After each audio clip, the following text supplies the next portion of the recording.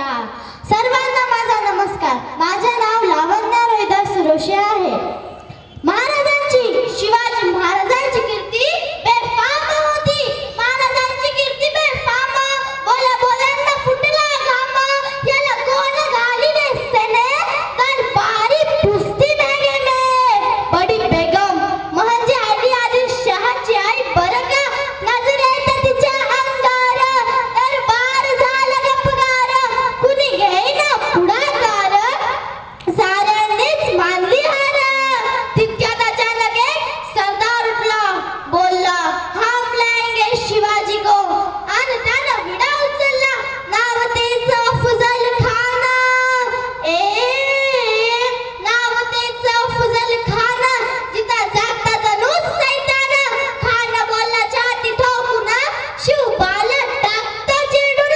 कौतिक झालं दरबाराचे. खान निघाला मोठ्या गुरमीत. त्याचं गोड दळ पायतळ. फौजा फाटला रे बक्कळ. अंगी हातीचं बळ. पाहणारा कापेत जळजळ. वाटेत भेटेत त्याला चिरडीत. तेच खानाची सेना निघाली. गाव लुटली, देहाळ उद्ध्वस्त केली. आया बहिणींची आबरू लुटली. कोण रोखणार हे वादळ. आता शुभाचं काही खरं नाही. तिकडे निजाम, तिकडे मोगल, पलीकडे इंग्रज. जो तो हेच बोलू लागला. Did you see the size of the Khan journey? Yeah, sad. But the love of the mountain system. राजाची सेना मुठभर. खानाला कसं ठोकणार. काय लढवावा हुनर. चिंतेत पंत सरदार. महाराज आपला जीव मोलाचा आहे. खानाचं सैन्य अफाट आहे. तिच्या पुढे आपलं टिकावं लागणं अवघड आहे. आपल्याला वाटते की आपण कुठेतरी आज्ञास्थळी निघून जावा. काय म्हणत रे बा, मासाहेब आम्हाला आमच्या जीवाची पर्वा नाही, तर राजांचा जीव वाचणं गरजेचं आहे. या मातेने आपला पुत्र गमावला तरी बेहत्तर, परंतु भ्यातपरी पळून जाऊन या मराठी मुलगाचा स्वाभिमान गमावता कामा नये. अशा वाघिणीचा तो छावा. अशा वाघिणीचा तो छावा. कधी मालक साथे चावा. डोक्यात गनिमी कावा. भेटीचा ढाल सांगावा. प्रतापगडावर आपल्या सामने भेटीचा सांगावा. खानानं हसत कबूल केला. दिवस ठरला. ऐन ठरल्याप्रमाणे प्रतापगडच्या पायथ्याशी खान. प्रतापगडच्या पायथ्याशी खान. हे प्रतापगडच्या पायथ्याशी खान. हे प्रतापगडच्या पायथ्याशी खान. आला बेगुमान नाही त्याला जाण. शिवाजी राजाच्या करमतीची. शिवाजी राजाच्या करमतीची. शिवाजी राजाच्या करमतीची. आणि त्यास नाही जाणीव शक्तीची. आणि त्यास नाही जाणीव शक्तीची. करील काही कल्पनयुक्तीची. हजी जी जी. करील काही कल्पनयुक्तीची. हजी जी जी जी जी. नरेंद्र संतोष हजारे. जिजाऊचा लेख तो मराठ्याचा राजा होता. जिजाऊचा लेख तो मराठ्याचा राजा होता. झुकला नाही कुणासमोर. मुघलाचा तो बाप होता. मुघलाचा तो बाप होता. 400 वर्षापूर्वी जिजाऊच्या खुशीत जन्माला आलेल्या निरागस बाळ म्हणजे शुभा. 400 वर्षापूर्वी जिजाऊच्या खुशीत जन्माला आलेल्या बाळ म्हणजे शुभा. राज्यनेती, युद्धनेती, गणमी गावा यासारख्या कुठे क्षेत्रात कळस म्हणजे शुभा. एकीकडे सळसळत्या रक्तातली लाट म्हणजे शुभा. महाराष्ट्राच्या माणुसकीचा माप मोजणारा म्हणजे शुभा. दुश्मनाच्या काळजात पवित्र्याचे स्थान निर्माण करणारा म्हणजे किमियागार शुभा. किमियागार शुभा. तलवार तर प्रत्येकाच्याच मनगटात होती. तलवार तर प्रत्येकाच्याच मनगटात होती. पण स्वराज्य स्थापन करण्याची छाप फक्त आणि फक्त शिवरायांच्याच रक्तात होती. शिवरायांच्याच रक्तात होती. छत्रपती शिवाजी महाराज हा शिवाजी हा 3 अक्षरी शब्द नाही तर तो एक मंत्र आहे. तो मंत्र ऐकत्या सांगातले रक्त सळसळायला लागतं. एकीकडे सकारात्मक प्रवाह व्हायला सुरुवात होतं. छत्रपती शिवाजी महाराजांनी स्वराज्याची स्थापना केली. छत्रपती शिवाजी महाराजांनी स्वराज्याची स्थापना करत असताना प्रचंड सैनिक नव्हते. शस्त्र पुरवठा नव्हता. छत्रपती शिवाजी महाराजांनी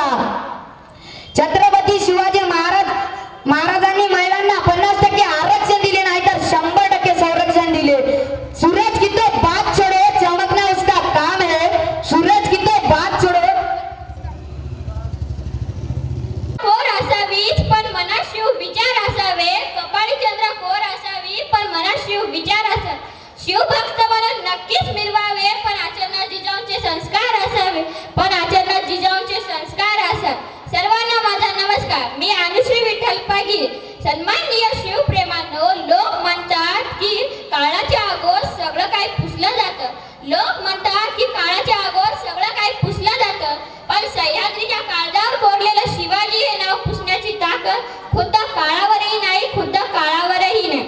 ज्या काळी आकाशाकडे डोळे लावून बसलेल्या रयतेच्या नशिबी फक्त गुलामगिरीचा अंधार होता, त्या काळी शिवनेरीवर एक ठिणगी पडली. ती ठिणगी म्हणजे छत्रपती शिवाजी महाराज. ते केवळ एक व्यक्ती नव्हती, तर ती 5-5 शहांना दिलेला एक दळदळीत जबाब होता, एक दळदळीत जबाब होता. मित्रांनो, जर येणाऱ्या काळानं विचारलं की कुणाच्या देशातून आला, तर उत्तर आलं पाहिजे ज्यांनी मरणालाही सुद्धा जगायचं शिकवलं आणि आलेल्या मरणाला लाजवलं, त्या छत्रपती शिवाजी महाराजांच्या देशातून आणि संभाजी महाराजांच्या देशातून आलो. महाराजांची तलवार फक्त लोखंडाची नव्हती, तर ती धर्माच्या रक्षणार्थ आणि विनाशार्थ आणि अधर्माच्या विनाशार्थ उभारलेले एक सुदर्शन चक्र होतं. त्या जिजाऊ माता त्यांची गाथा परंपा, थोर त्या जिजाऊ माता त्यांची गाथा परंपा. शूरांवर केले संस्कार, दिली हातात तलवार. शूरांवर केले संस्कार, दिली हातात तलवार. शत्रूशी झेलण्यावर, शत्रूंना करण्यात हार. शत्रूशी झेलण्यावर, शत्रूंना करण्यात हार. हिंदवी स्वराज्याची स्थापना शुभांना केले तयार, शुभांना केले तयार. कलम नव्हते, कायदे नव्हते, तरी सुखी होती प्रजा. कलम नव्हते, कायदे नव्हते, तरी सुखी होती प्रजा. कारण सिंहाच्या नावावर होता माझा छत्रपती शिवाजी राजा, माझा छत्रपती शिवाजी राजा. आले किती, गेले किती, उडून गेला भरारा. आले किती, गेले किती, उडून गेला भरारा. संपला नाही आणि संपणार बी नाही माझा शुभाचा दरारा, माझा शुभाचा दरारा. एवढं बोलून मी माझे 2 शब्द संपवते. शिवाजी महाराजांचा थँक्यू. वर्धिष्णु विष्णु वंदिता शहा शुनौ शिवशैषा मुद्रा भद्राय राजते. 33 कोटी देवी देवतांच्या आधी हिंदवी स्वराज्याच्या देवताला, महाराष्ट्रावर भगवा फडकविणाऱ्या सिंहाला, करोडो तोफांचा आणि लाखो मनांचा, त्या 350 वर्षाच्या प्रत्येक क्षणांचा, सह्याद्रींच्या रांगांचा आणि महाराजांमुळे घेत असलेल्या मोकळ्या मराठी श्वासाचा मानाचा मुजरा. आजच्या कार्यक्रमाचे अध्यक्ष व व्यवस्थापक मंडळी, तुम्हा सगळ्यांना व इथे जमलेल्या माझ्या तमाम हिंदू बंधूंना आणि भगिनींना सर्वांना श्रीमान छत्रपती शिवाजीराजे शहाजीराजे भोसले यांच्या 396व्या जयंतीच्या हार्दिक हार्दिक शुभेच्छा. 396 वर्षे झाली, अजूनही राजांची जशीच्या जशी आहे कीर्ती. 18 पगड जात समान माझ्या राजाची करते आरती. अरे राजांकडे बघितलं जरी तरी लढायला प्राप्त होती स्फूर्ती. आणि असा राजा माझ्या महाराष्ट्राच्या धरतीवर जन्माला आला. पावन झाली या महाराष्ट्राची धरती, पावन झाली या महाराष्ट्राची धरती. 65 किलोची तलवार वागवतो त्याचं नाव येसाजी. 2000 शत्रूंशी एकटा लढतो त्याचं नाव बाजी. हात तुटला तरी लढत राहतो त्याचं नाव तानाजी. 8 तासात दिल्लीवरून पुण्याला घोडा आणतो त्याचं नाव संताजी. शत्रूच्या छावणीत घुसतो आणि छावणीचा मुकुट तोडून आणतो त्याचं नाव धनाजी. धाना वाघाला सामोरे जातो त्याला उभा पाडतो त्याचं नाव संभाजी. आणि या सगळ्यांना एकत्र घेतो आणि स्वराज्य स्थापन करतो त्याचं नाव शिवाजी. मी बालाजी गंगासागर विजय पटगुजर आज तुमच्या समक्ष 2 शब्दावरून माझे भाषणाद्वारे माझे विचार मांडणार आहे. पहिला शब्द म्हणजे आदर्श. आजच्या काळात आपल्याला आपला आदर्श कोण असायला हवे हे सुद्धा माहित नाही. आपण आदर्श कोणाला मानतो? जे मोठमोठे celebrities, actors, hero heroine, cricketers यांना आपण आपले जीवनातले आदर्श मानतो. आणि हे लोक फक्त आणि फक्त पैशांच्या लालसेपोटी नानाविध प्रकारच्या व्यसनी ब्रँड्सची जाहिरात करतात आणि जाहिरातीमध्ये सांगतात या मित्रांनो व्यसनाच्या स्वाधीन व्हा, व्यसनाच्या दारात जा असे सांगतात आणि आपण यांना आपले आदर्श मानतो. तर हे अत्यंत चुकीचं आहे.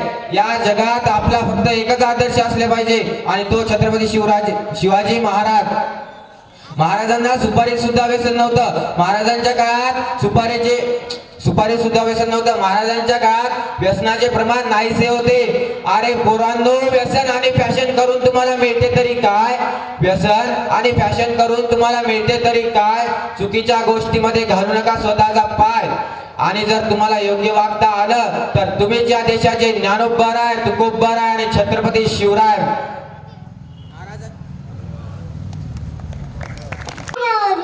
My name is Urvi Kishore Thakur. I am learning KG class. I am telling short bit. इतिहासाच्या पानावर, रेतेच्या मनावर, मातीच्या पानावर, विश्वासाच्या प्राणावर राज्य करणारा राजा म्हणजे राजश्री छत्रपती, राजश्री छत्रपती. अख्ख्या जगाला हे वाटलं मराठ्यांचा केवारी, शत्रूला पाय पाडून स्वराज्याची आतंकवाद फळकवणारे शिवाजी महाराजांचा जन्म 19 फेब्रुवारी 1630 रोजी शिवनेरी किल्ल्यावर झाला. शिवाजी महाराज लहानपणापासूनच अत्यंत हुशार आणि बुद्धीचे होते. जिजाऊंचे स्वप्न पूर्ण करण्यासाठी शिवाजी महाराजांनी रायरेश्वराच्या मंदिरात स्वराज्य स्थापनेची प्रतिज्ञा केली व त्यांना किल्ला जिंकला. स्वराज्याचे तोरण बांधले. शिवाजी महाराजांनी गनिमीकाळ, दूर इच्छाशक्तीच्या जोरावर अनेक किल्ले जिंकले. म्हणतात ना, ताकद तर सर्वांमध्ये होती, तलवारी सर्वांच्या हातात होती. बुद्धी फक्त शूरांच्या मनात होती, शूरांच्या मनात होती. अशा शूरांना माझा मानाचा मुद्रा, माझा मानाचा जय भवानी. शिवाजी हर हर महादेव. थँक्यू. भक्त उभे राहतात तिथे भल्या भल्यांची मती बंद पडते. अरे जिथे शिवभक्त उभे राहतात तिथे बंद पडते भल्या भल्यांची मती. अरे मरणाची कुणाला भीती, अरे मरणाची कुणाला भीती. राजे शिवछत्रपती, राजे शिवछत्रपती. सर्वांना माझा नमस्कार. मी शीतल तरटे. म्हणजेच मी सांगणार आजची परिस्थिती. तर आजची मुलं डोक्याला अष्टबंध लावतात, आजची मुलं डोक्याला अष्टबंध लावतात आणि कपाळावर हात फिरवतात आणि लोकांना दाखवतात की मी अष्टबंध लावलं. अरे अष्टबंध लावून कोणी शिवाजी महाराज होत नाही. अरे अष्टबंध लावून कोणी शिवाजी महाराज होत नाही.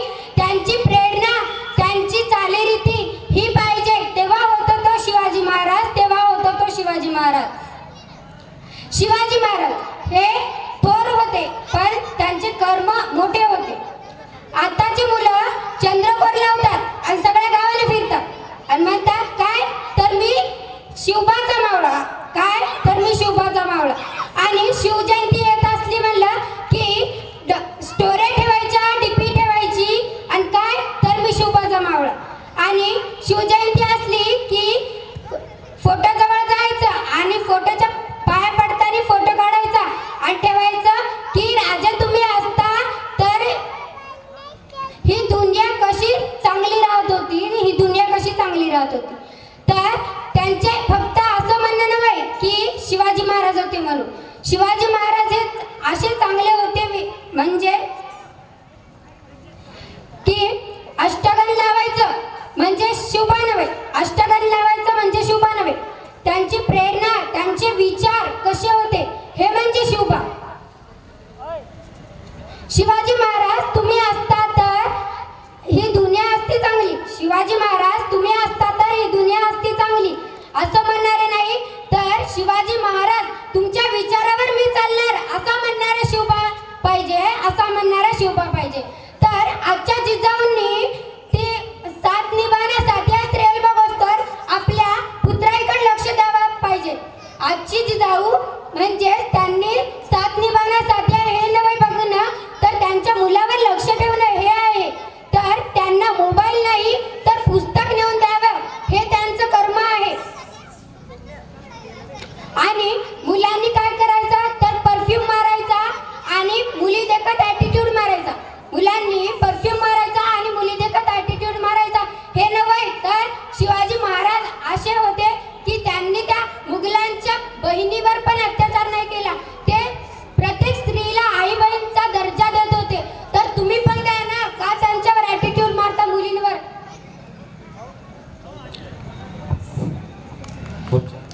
यानंतर कुमारी सोनल विठ्ठल पानपट्टे.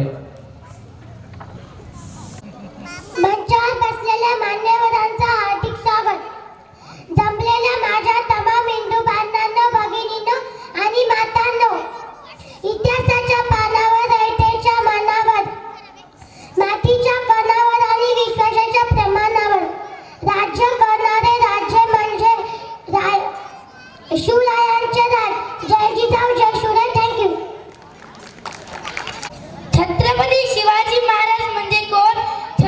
36 हत्तींचे बळ असणारे, त्रस्त मुघलांना करणारे, परत न फिरणारे, तिन्ही जग जाणणारे, शिस्तप्रिय व वाणिज्य तेज, जिजाऊंचे पुत्र व महाराष्ट्राची शान, हार न मानणारे, राष्ट्रहित चिंतक, जनतेचा राजा, असे आहे आमचे शिव छत्रपती शिवाजी राजे.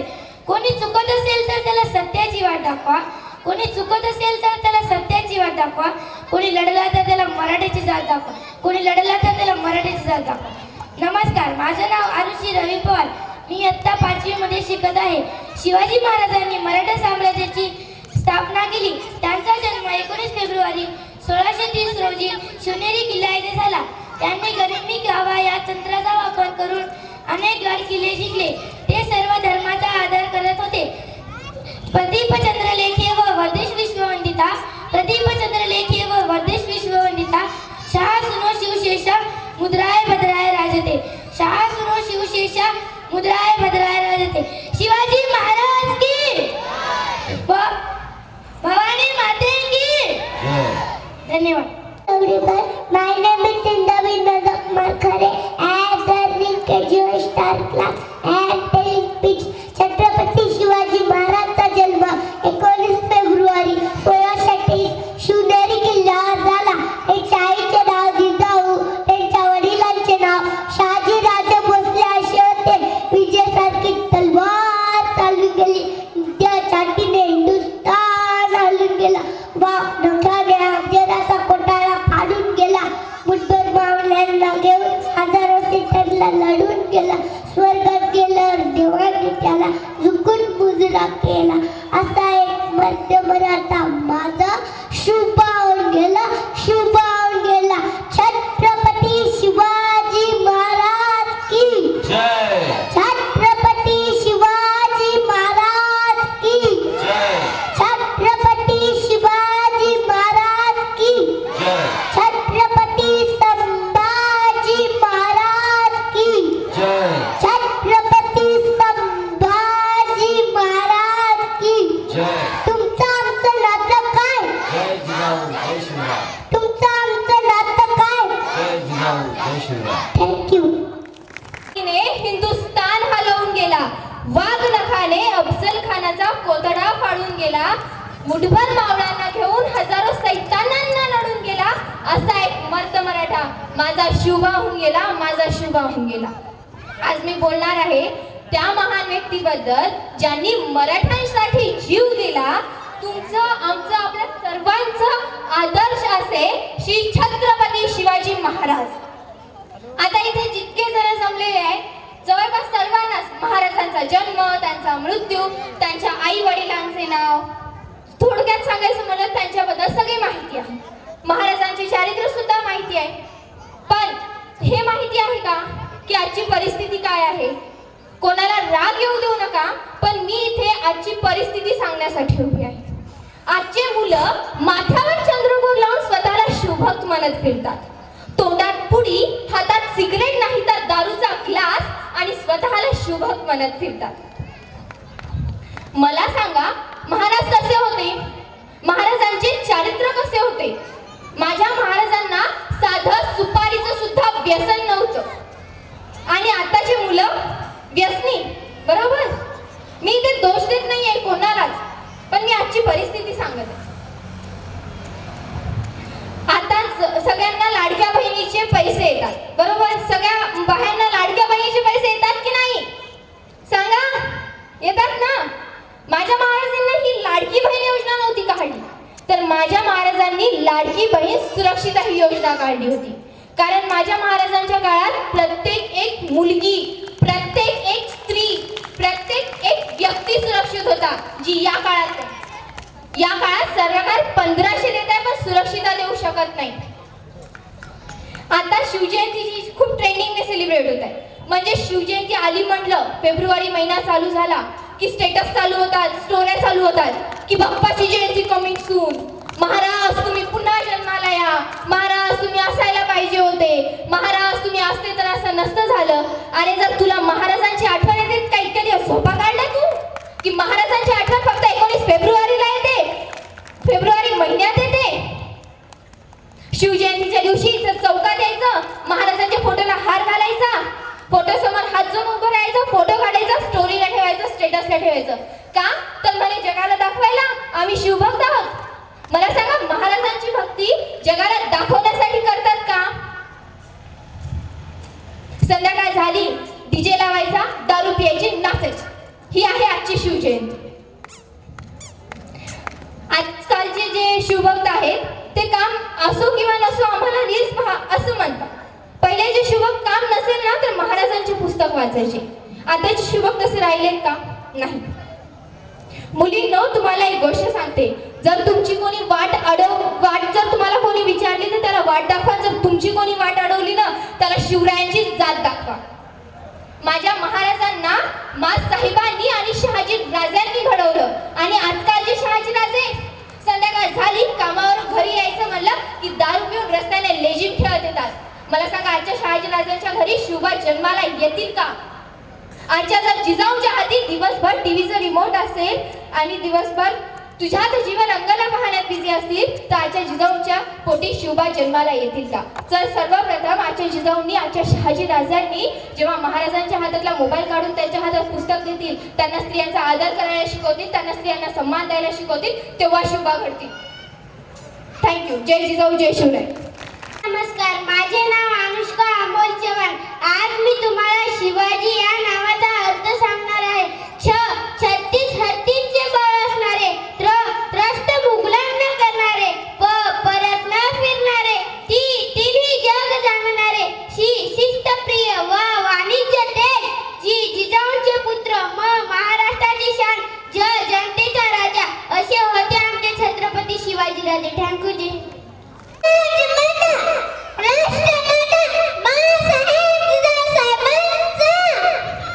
असो, विजय असो, विजय असो.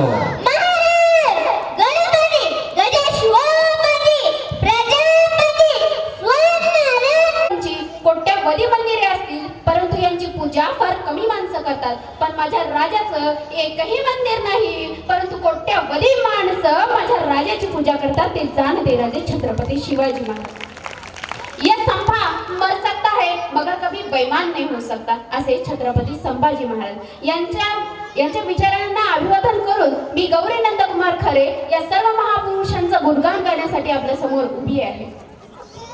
अरे, मुस्लिम सत्तेच्या छताडावर पाय देऊन माझा राजा छत्रपती झाला. अरे नाही नाही नाही, केवळ जिजाऊचा पुत्र छत्रपती नाही झाला तर अवघ्या हिरव्या वादळाला नमवून भगवी दहशत निर्माण करणारा अवघा मराठा छत्रपती झाला. ज्या मातीने गेली 700 वर्षापूर्वी देवगिरीचा ऐश्वर्य आणि बिलोलीचं साम्राज्य पाहिलं, ज्या मातीने या स्वातंत्र्याच्या ठिणगीला इथेच जन्म दिला, इथे शहाजी वागळले, इथेच जिजाऊ रमल्या आणि हीच स्वातंत्र्याची ठिणगी पुढे शिवनेरीवर गेली. एका शिवनेरीवर एका दिव्याच्या रूपाने प्रगटली आणि तोच दिवा पुढे सह्याद्रीचा छावा झाला. खरं तर आज या महाराष्ट्राच्या मातीमध्ये महाराष्ट्र पुन्हा एकदा एकवटल्याची जाणीव होत आहे. खरं तर महाराष्ट्रामध्ये मावळ मातीचा, मावळ मनाचा महाराष्ट्र, भक्तीच्या ऐलतिराचा, शक्तीच्या पैलतिराचा महाराष्ट्र, मातीत धुमसणाऱ्या तेजोमय रक्तीला कुमकुम करंडकाचा धगधगता इतिहास उरात घेऊन पेटवणारा महाराष्ट्र, पोलादी छताडाच्या जीवाला पेटवणारा महाराष्ट्र, गरजा महाराष्ट्र म्हणत मराठ्यांचा स्वाभिमान ज्वलंत आणि जिवंत ठेवणाऱ्या, जगदंबा पोत उरात घेऊन दोंदवणाऱ्या वादळाचा, माझ्या शिवबाचा महाराष्ट्र. खरं तर हा महाराष्ट्र दौडला होता निश्चित निराश आणि गाण्यासारखा. नवदा शिवधर्माचा अभिमान आणि नवदा स्वराज्याचा स्वाभिमान. आणि अशाच वेळी एक लोच गुंगलाय सह्याद्रीच्या दऱ्याखोरे. आणि जे झोपले होते ते खडकान उठून जागे झाले, जे जागे होते ते उभे राहिले आणि जे उभे होते ते चालतही झाले आणि चालणाऱ्यांच्या खांद्यावर स्वराज्याचे निशाण आले. हे राज्य व्हावे श्रींची इच्छा जवळ लागली, मोहीम फतेच्या इच्छा ते उडू लागल्या आणि तमाम मराठ्यांचं सामर्थ्य एकवटलं होऊन तळ हातावर गर्दन पेलून उभं राहिले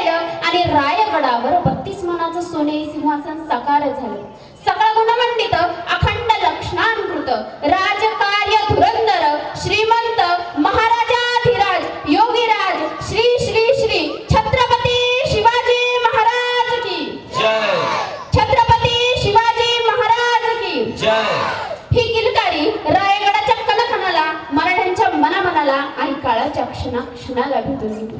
खरं तर शिवबा हे उभा करता आला आणि खऱ्या अर्थाने शेतकऱ्यांचं, कामकऱ्यांचं, कष्टकऱ्यांचं स्वराज्य उभं राहिलं. अहो, औरंगजेब कोणी साधा नव्हता.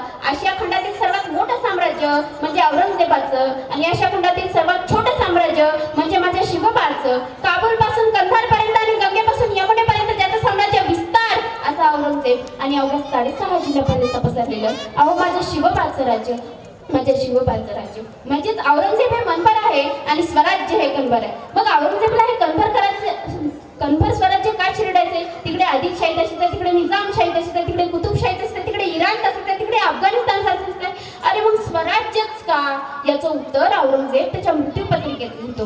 औरंगजेब लिहितो इराणचं राज्य अब्बासचं आहे, अफगाणिस्तानचं राज्य दुराणचं आहे, नगरचं राज्य निजामशहाचं आहे, विजापूरचं राज्य आदिलशहाचं आहे. पण इथल्या महाराष्ट्राचं राज्य कोणा राज्य सम्राट व बादशहाचं नसून ते राज्य तिथल्या रयतेचं आहे. आणि जे ते राज्य रयतेचं असतं तिथली माणसं मरायला आणि मारायला कधीही मागे पुढे बघत नाही. हा सगळा धोका आहे. अहो, तो उत्तर भारतातील सुलतानाचा स्तुतीपाठक कविभूषणला छत्रपती शिवाजी महाराजांचे कार्य कळाले आणि तो लगेच विदा होऊन उत्तर भारतात आला. भारताच्या जगदीश्वराच्या मंदिरामध्ये तो छत्रपती शिवाजी महाराजांवर कविता करू लागला व काव्य रचू लागला. एके दिवशी एक माणूस त्या जगदीश्वराच्या मंदिरात जातो आणि कविभूषणला विचारू लागतो, अहो कोण तुम्ही? मी कविभूषण. कुठून आलात? उत्तर भारतातून. कशासाठी आलात? छत्रपती शिवाजी महाराजांवर कविता करायला व काव्य रचायला. आतापर्यंत किती कविता लिहिल्यात? हा, भरपूर. मग एखादी म्हणून दाखवसाल का? हो, का नाही? मग ऐका. इंद्रजमी जंबपर बांडवसु अंबपर रावणस दंबपर रघुकुल राज हे पौनभारी बाहपर शंभुरती नाहपर जोसास बाहपर राम द्विजराज हे द्रावा द्रुमदंडपर चिता मृगचुंडपर भूषण वितुंडपर जैसे मृगराज हे तेजतमा अंसपर कान्यजिमी कंसपर त्योमलिच्छ वंसपर शेर शिवराज हे शेर शिवराज हे. समोरच्या माणसाला कविता आवडली. तो कविभूषणला म्हणू लागला, परत एकदा कविता म्हण. कविभूषण परत एकदा कविता म्हणली. पुन्हा म्हणली. अजून एकदा म्हण. अजून म्हणली. कविभूषण वैतागून समोरच्या माणसाला म्हणतो, अहो कोण तुम्ही? अरे मी छत्रपती शिवाजी महाराज. जितके वेळेस कविता म्हणणार होता ना तितके लाख मी तुला देणार होतो. कशाला कविता बंद केलीस? त्यावेळेस कविभूषण म्हणतो, महाराज लाखो मोलाच्या पैशासाठी नव्हे तर लाखो माणसाचा सहवास मिळावा म्हणून कविता तयार केली. खरं तर या कवितेचा अर्थ काय होतो? इंद्रजमी जंबपर बांडवसु अंबपर रावणस दंभपर रघुकुल राज हे. अर्थात देवराज इंद्र ज्याप्रमाणे राक्षस गजरासूर याचा वध करतात त्याप्रमाणे आणि त्याचबरोबर समुद्रामध्ये ज्याप्रमाणे ज्वालामुखी समुद्रातील पाण्याला प्रभुत्व गाजवतो, ज्याप्रमाणे श्रीराम रावणाचा वध करतात, अगदी त्याचप्रमाणे छत्रपती शिवाजी महाराज आपल्या शौर्याने, धैर्याने, पराक्रमाने शत्रूचे प्रभुत्व करतात. पवनभारी बाहपर शंभुरती नाहपर जोसास बहापर राम द्विजराज. अर्थात पाण्याने भरलेले ढग वारा जसा आपल्यासोबत वाहत नेतो, ज्याप्रमाणे शिवशंकराने म्हणजेच महादेवाने रतीचा पती कामदेव यास भस्म केले आणि ज्याप्रमाणे परशुरामाने राक्षसाचा वध केला, अगदी त्याचप्रमाणे छत्रपती शिवाजी महाराज हे शत्रूला पराभूत करतात. द्रावा द्रुमदंडपर चिता मृगचुंडपर भूषण वितुंडपर जैसे मृगराज हे. अर्थात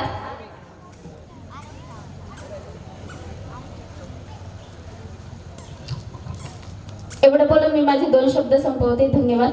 छत्रपती शिवाजी महाराज की जय. छत्रपती शिवाजी महाराज की जय.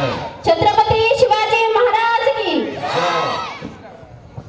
खरं तर वेळेच्या मर्यादा आहेत त्यामुळे मला बोलता नाही आले. आज बलिदान मास दिवस 7वा, पुष्प 7वे, श्लोक क्रमांक 7वा.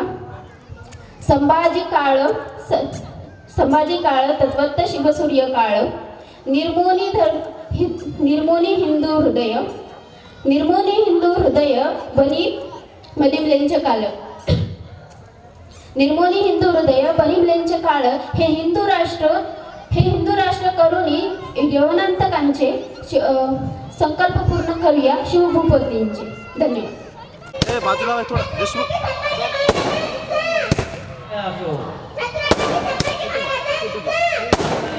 असं घ्या. डॉक्टर साहेब तुम्ही महादेव महादेव महादेव करायचं चालू होतं. त्यानंतर कुमारी सर पुणे यांना मी विनंती करतो की त्यांनी विचारपीठावर विराजमान व्हावं, विचारपीठावर उपस्थित व्हावं. यानंतर आपले आजचे प्रमुख पाहुणे शिवश्री विजयकुमारजी वाकडे सर यांना मी विनंती करतो, शिक्षण संस्था शंभरपिंपरी यांचे अध्यक्ष शिवश्री संग्रामभाऊ देशमुख यांना सुद्धा विनंती, त्यांनी सुद्धा विचारपीठावर विराजमान व्हावं. यानंतर आजचे आपले प्रमुख पाहुणे शिवश्री जैनुलभाई सिद्दीकी सामाजिक कार्यकर्ते तथा माजी जिल्हा परिषद सदस्य यांना सुद्धा विनंती, त्यांनी सुद्धा विचारपीठावर उपस्थित व्हावं. यानंतर आपले आजचे प्रमुख पाहुणे शिवश्री विनीत धागे ठाणेदार साहेब खंडाळा पोलीस स्टेशन यांना सुद्धा विनंती, त्यांनी सुद्धा या ठिकाणी विचारपीठावर यावं. आपले आजचे प्रमुख पाहुणे शिवश्री गणेशजी पागिरे माजी उपसभापती पंचायत समिती पुसद यांना सुद्धा विनंती, त्यांनी सुद्धा विचारपीठावर स्थानापन्न व्हावं. यानंतर आपले आजचे प्रमुख पाहुणे शिवश्री डॉक्टर अजित चंदेल बालरोग तज्ज्ञ यांना सुद्धा विनंती, त्यांनी सुद्धा विचारपीठावर उपस्थित व्हावं. सर्व मान्यवरांना विनंती आहे, आपण महाराजांना या जन्मोत्सव समितीच्या निमित्ताने, जन्मोत्सवाच्या निमित्ताने पुष्पांजली अर्पण करायची आहे. हीच जिजाऊ जिच्या प्रेरणे उजळे स्वराज्य ज्योती, हीच जिजाऊ जिने घडविले राजेश्वर छत्रपती. कुळवाडी भूषण बहुजन प्रतिपालक छत्रपती शिवराय यांचा जन्मोत्सव या ठिकाणी एक आगळ्या वेगळ्या कार्यक्रमाच्या निमित्ताने आणि ज्या विचारांची, ज्या शिवविचारांची गरज आपल्या सर्व समाज बांधवांना आहे, त्या विचारांचा आज आपल्या सर्वांना लाभ घेता येणार आहे. या ठिकाणी शिवगर्जना म्हणण्यासाठी मी सादर करतो सर्व मुलींना. मी सर्वांना विनंती करते की सर्वांनी एकदा उभं राहावे. डावा हात आहे तो तुमच्या पाठीमागे असं ठेवून सावधान या स्थितीत उभं राहा. प्लीज एकदा तुमचा उजवा हात छातीवर ठेवा आणि डावा हात मागे ठेवा. मूठ बांधून ठेवा, मूठ बांधून छातीवर ठेवा. आस्ते कदम, आस्ते कदम, आस्ते कदम. महाराज गणपती गजाश्वपती भूपती प्रजापती सुवर्णरत्न श्रीपती अष्टप्रधान जागृत अष्टप्रधान वेशित न्यायालंकार मंडित शास्त्रांत शास्त्र परंगत राजनीती धुरंधर प्रौढ प्रताप पुरंदर क्षत्रिय कुला प्रदंस सिंहासनाधीश्वर राजाधिराज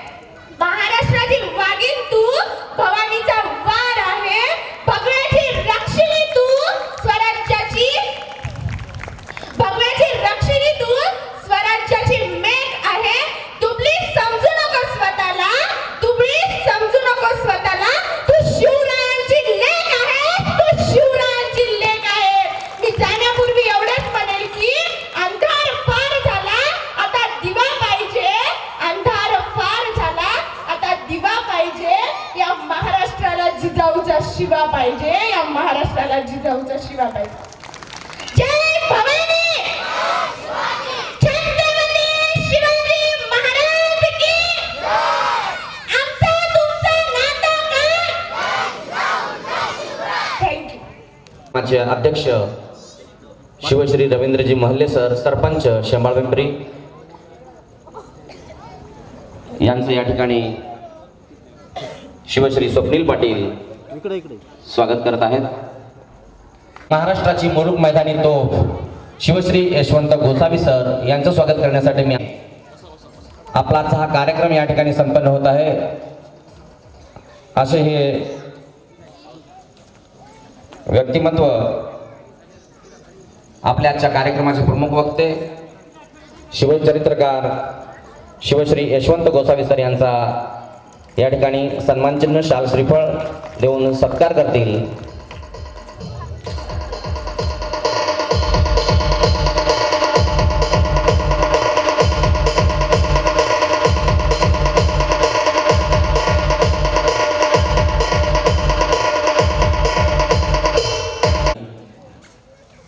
हे स्वागत स्वीकारावं. स्वागत करण्यासाठी आमंत्रित करतो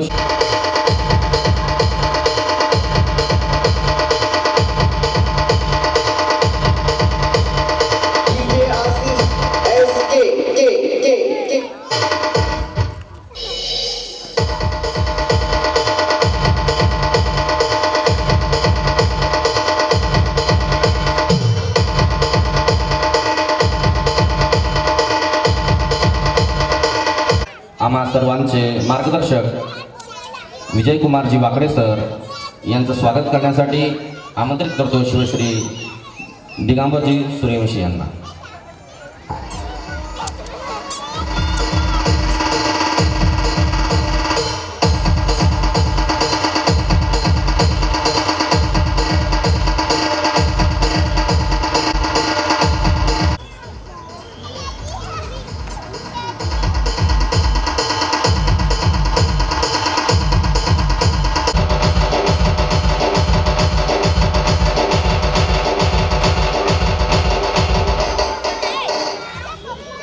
यानंतर आपले प्रमुख पाहुणे शिवश्री विनीत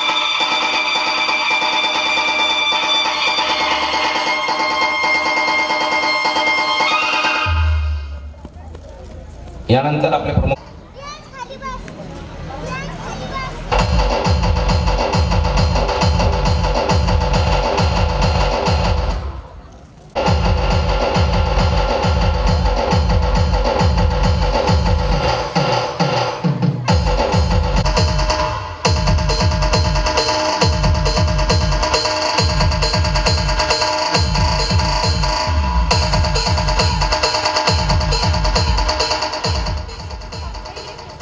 जिजाऊ युवाराजे संभाजीराजे आजच्या या कार्यक्रमामध्ये शिवजयंतीच्या कार्यक्रमामध्ये साहेब या ठिकाणी 19 तारखेला शिवजयंती मोठ्या उत्साहात साजरी झाली. त्यावेळेला डान्स या शब्दाला नाचणे म्हणतात. अतिशय उत्साहपूर्ण शिवरायांप्रती असलेला स्वाभिमान या ठिकाणी नाचून युवकांनी व्यक्त केला. अतिशय चांगला सार्वजनिक शिवजयंती उत्सव समितीच्या वतीने शिवजयंतीचा कार्यक्रम झाला. त्यानंतर डॉक्टर नंदकुमारजी देशमुख आणि छत्रपती शिवाजी महाराज पुतळा समिती तथा सार्वजनिक शिवजयंती उत्सव समिती व गावकरी मंडळाच्या वतीने आता नाचणे झाले. आता छत्रपतीला वाचणे हा भाग शिल्लक आहे. तो भाग आज आपल्या मार्गदर्शनातून या गावाला मिळणार आहे. या ठिकाणी पत्रकार बंधूंची बसण्याची व्यवस्था केलेली आहे. आयोजकांनी पत्रकार बंधूंना विनंती, कृपया त्यांनी या ठिकाणी येऊन स्थानापन्न व्हायचं आहे. आयोजकांनी या ठिकाणी बसण्याची, बाहेरगावची जी मंडळी आहे सगळ्यांनी या ठिकाणी बसण्याची भरपूर व्यवस्था केली आहे. बाहेर उभ्या तिकडे बाजूला उभ्या असलेल्या मंडळींना विनंती की त्यांनी कृपया या ठिकाणी येऊन विराजमान व्हायचं आहे. आयोजकांनी अतिशय चांगल्या प्रकारची बसण्याची व्यवस्था केली आहे. शिवश्री यशवंत गोसावी सर यांचं आपल्याला जे प्रबोधन ऐकायचं आहे, त्या ठिकाणी खऱ्या अर्थानं शिवाजी महाराजांचा जो आदर्श आहे, जागतिक स्तरावर ज्या व्यक्तिमत्वाला अनेक देशांनी स्वातंत्र्य मिळण्याची प्रेरणा घेतली. आपल्या या हिंदुस्थाननी सुद्धा या देशाला इंग्रजाच्या दावणीतून सोडून घेण्यासाठी जर कोणाची प्रेरणा मिळाली असेल तर या जाणता राजा छत्रपती शिवाजी महाराजांची त्यांचं चरित्र या ठिकाणी आपल्याला त्याचं श्रवण करायचं. आपल्यास विनंती कृपया या ठिकाणी येऊन बसा. आलेल्या सर्व पाहुणे मंडळींचं या ठिकाणी मी स्वागत करतो. बाहेर गावून आलेल्या मंडळींचे या ठिकाणी स्टेजवर बसलेले या ठिकाणी गावच्या पोलीस पाटील आदरणीय प्रतिभाताई बापूरावजी कांबळे, त्यानंतर आजच्या या कार्यक्रमाला प्रामुख्याने उपस्थित असलेले यशवंत दत्तराव देशमुख कनिष्ठ महाविद्यालयाचे माजी प्राचार्य विजयरावजी वाकडे सर, यवतमाळ जिल्हा परिषदेचे माजी सदस्य आणि ज्यांच्या नेतृत्वामध्ये या गावाला विशेष शांतता पुरस्कार मिळाला असे माननीय जयनुरभाई सिद्दीकी. आपल्या आत्ताच डॉक्टर चंदेल साहेबांचा परिचय करून दिला तेव्हा प्रमुख वक्ते गोसावी सर म्हणाले की तुमचा समाजसेवा हे कामच आहे, पण आपल्या बालरोग तज्ञ म्हणून व्यवसाय करत असताना समाजसेवेची सुद्धा ज्यांना जाण आहे असे डॉक्टर अजितजी चंदेल, शंभावेश्वर शिक्षण प्रसारक मंडळाचे कार्याध्यक्ष. आणि आत्ताच मी साहेबांना सांगितले या गावाला इतिहास आहे. माजी आमदार स्वर्गीय दत्तराव देशमुख अतिशय पुरोगामी विचाराचं असं हे गाव, त्यांचे ते नातू आहेत आणि पंचायत समितीचे माजी उपसभापती श्रीमान गणेशरावजी पागेरे, पोलीस प्रशासनाकडून ठाणेदार साहेबांचे प्रतिनिधी म्हणून आलेले गृह विभागाचे प्रमुख आदरणीय नारायणरावजी पवार साहेब, सर्व पत्रकार बंधू या सर्वांचं या ठिकाणी स्वागत करतो. आणि खऱ्या अर्थानं आपल्याला शिवचरित्राचं श्रवण ज्यांच्याकडून करायचं आहे त्यांच्यामध्ये आपले जाधव सर या ठिकाणी या कार्यक्रमाची जे उद्घोषणा करत आहेत, अतिशय प्रभावी असं व्यक्तिमत्व, त्यांचा असा उल्लेख करून आलेल्या सर्व बाहेरगावच्या मंडळीचं, गावातील मंडळीचं, माता भगिनींचं या ठिकाणी खऱ्या अर्थानं जिच्या हातची पाळण्याची दोरी ती जगाला होती. खऱ्या अर्थानं जिजाऊ मासाहेबांनी छत्रपती शिवरायांना आपलं स्वराज्य स्थापन करण्याकरता जिजाऊंनी प्रेरणा दिली. त्याचाच आज छत्रपती शिवरायांचा जो खरा इतिहास आहे तो आपण या ठिकाणी शिवश्री गोसावी सर यांच्या वाणीतून ऐकून या ठिकाणी ते संस्कार आपल्या बालकांवर करायचे आहे. हाच याच्यातून माता भगिनीकडून अपेक्षा आलेल्या सर्व मंडळीचं पुनश्च या ठिकाणी स्वागत करून सार्वजनिक शिवजयंती उत्सव समिती, छत्रपती शिवाजी महाराज पुतळा समिती आणि समस्त गावकरी मंडळांच्या वतीने या ठिकाणी स्वागत करतो आणि थांबतो. शब्दांचेच शस्त्रे यत्न करू, शब्दचे आमुच्या जीवाचे जीवन, शब्द वाटू धन जन लोका. तुका म्हणे पहा शब्दची हा देव, शब्देची गौरव पूजा करू. तर आपल्या शब्दांच्या या धनाची लूट करण्यासाठी आपल्या समोर सादर होत आहेत, विचार मांडण्यासाठी आपल्या समोर येत आहेत शिवचरित्रकार यशवंत गोसावी सर. दुरितांचे वीर जाऊ, विश्व स्वधर्म सूर्य पाहू, जो जे वांछील तो ते लाहो प्राणीजात. असं म्हणत सकळ विश्वाच्या कल्याणाची काळजी वाहणारे संत श्रेष्ठ ज्ञानोबा माऊली, शिव तुझे नाव ठेविले पवित्र, छत्रपती सूत्र विश्वाचे की. या शब्दात छत्रपतींचा गौरव करून छत्रपती शब्दाला जन्म घालणार विद्येचं चालतं बोलतं विद्यापीठ जगद्गुरु संत श्रेष्ठ तुकोबाराय. काशी जाते मथुरा जाते तीनों समय तुम नहाते, अरे पानी से क्या पाया मेंढक तो पानी में सोते. या शब्दात समाजाचा माथा ठिकाणावर आणणारे महात्मा कबीर. अहत तंजावर तहत पेशावर अवघा मुलूक आपला, असं म्हणत ज्या पित्यानं आपल्या पुत्राच्या काळजाला साथ घातली आणि या महाराष्ट्राच्या मराठमोळ्या मातीमध्ये स्वराज्य उभं करून दाखवलं ते स्वराज्य संकल्पक शहाजी राजे भोसले. आजही ज्या युगपुरुषाचं नाव ऐकल्यावर आमच्या घराघरातल्या प्रत्येक आईला असं वाटतं की असा पोर माझ्या पोटी जन्माला यायला हवा. असा जगाच्या इतिहासातला सर्वोत्तम पुत्र छत्रपती शिवाजी महाराज. ज्या राजपुत्राचं नाव ऐकल्यावर आमच्या तरुणांच्या नसानसामधलं रक्त खवळून उठतं आणि ज्या राजानं आपल्या जगण्यामधून दाखवून दिलं की आम्ही चुकून मुंगीच्या वाटेला सुद्धा जात नाही, पण आमच्या वाटेला जर कोणी आलं तर आम्ही सिंहाचे दात मोजायला सुद्धा घाबरत नाही, हे दाखवून देणारा सर्वोत्तम राजा छत्रपती संभाजी महाराज. माझ्या रयतेला जर कणभर तोशीस पडली तर मला मनभर वेदना होतात. लक्षात ठेवा, रयत राजा करता नाही तर राजा रयते करता असतो. हे आपल्या अधिकाऱ्यांना निक्षून सांगणारे लोकराजा राजर्षी छत्रपती शाहू महाराज. विद्येविना मती गेली, मतीविना नीती गेली, नीतीविना गती गेली, गतीविना वित्त गेले आणि वित्ताविना शूद्र खचले. आणि हे सगळे अनर्थ एका अविद्येने केले. या शब्दात विद्येचं महत्व जगासमोर मांडणारे राष्ट्रपिता महात्मा ज्योतिराव फुले. मी प्रथमता आणि अंतिमता भारतीय आहे आणि भारतीयच राहणार असं म्हणत ज्या युगपुरुषाने भगवे, हिरवे, निळे, पिवळे असे सगळे झेंडे बाजूला सारत तिरंग्याला सर्वोच्च स्थान दिलं ते भारताचे महान सुपुत्र विश्वरत्न डॉक्टर बाबासाहेब आंबेडकर. जग बदल घालून घाव सांगून गेले मला भीमराव या शब्दात आपली क्रांती जगासमोर मांडणारे लोकशाहीर अण्णाभाऊ साठे. बाप हो, जेवणाचं ताट मोडा, पोराले कपडे घेऊ नका, बायकोले साडी घेऊ नका, पण पोराले शाळेत शिकाले धाडा असा जगावेगळा संदेश देणारे राष्ट्रसंत गाडगे बाबा.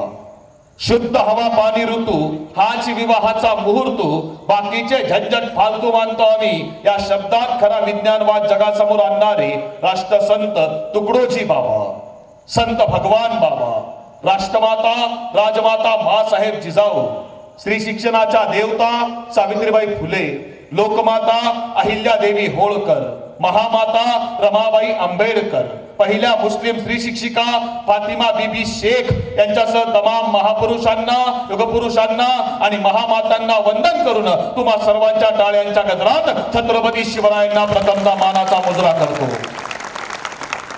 आजच्या शेबाळ पिंपरीच्या मातीतल्या छत्रपती शिवाजी महाराज जन्मोत्सव सोहळा आणि या निमित्तानं छत्रपती शिवाजी महाराज स्मारक समितीच्या माध्यमातून आयोजित या शिवचरित्रवर व्याख्यानाकरता विचारपीठावर स्थानापन्न असणारे या मातीचे या गावाचे प्रथम नागरिक सरपंच सन्माननीय रवींद्रजी महल्ले साहेब, विचारपीठावर स्थानापन्न असणारे बालरोग तज्ञ सन्माननीय अजितजी चंदेल सर, खरतर या गावाच्या पोलीस पाटील सन्माननीय प्रतिभाताई कांबळे, विचारपीठाच्या समोर स्थानापन्न असणारे जिल्हा परिषदेचे माजी सदस्य सन्माननीय सिद्दीकी साहेब, पंचायत समितीचे सदस्य सन्माननीय गणेशजी पागिरे सर, त्याचसोबत या पोलीस स्टेशनचे पोलीस उपनिरीक्षक सन्माननीय नारायणजी पवार सर, सन्माननीय विजयरावजी वाकडे सर, सन्माननीय कॉम्रेड दत्ताभाऊ देशमुखांचा विचारांचा वारसा ज्यांच्या माध्यमातून सुरू आहे ते सन्माननीय संग्रामजी देशमुख सर, त्याचसोबत मराठा सेवा संघाच्या माध्यमातून या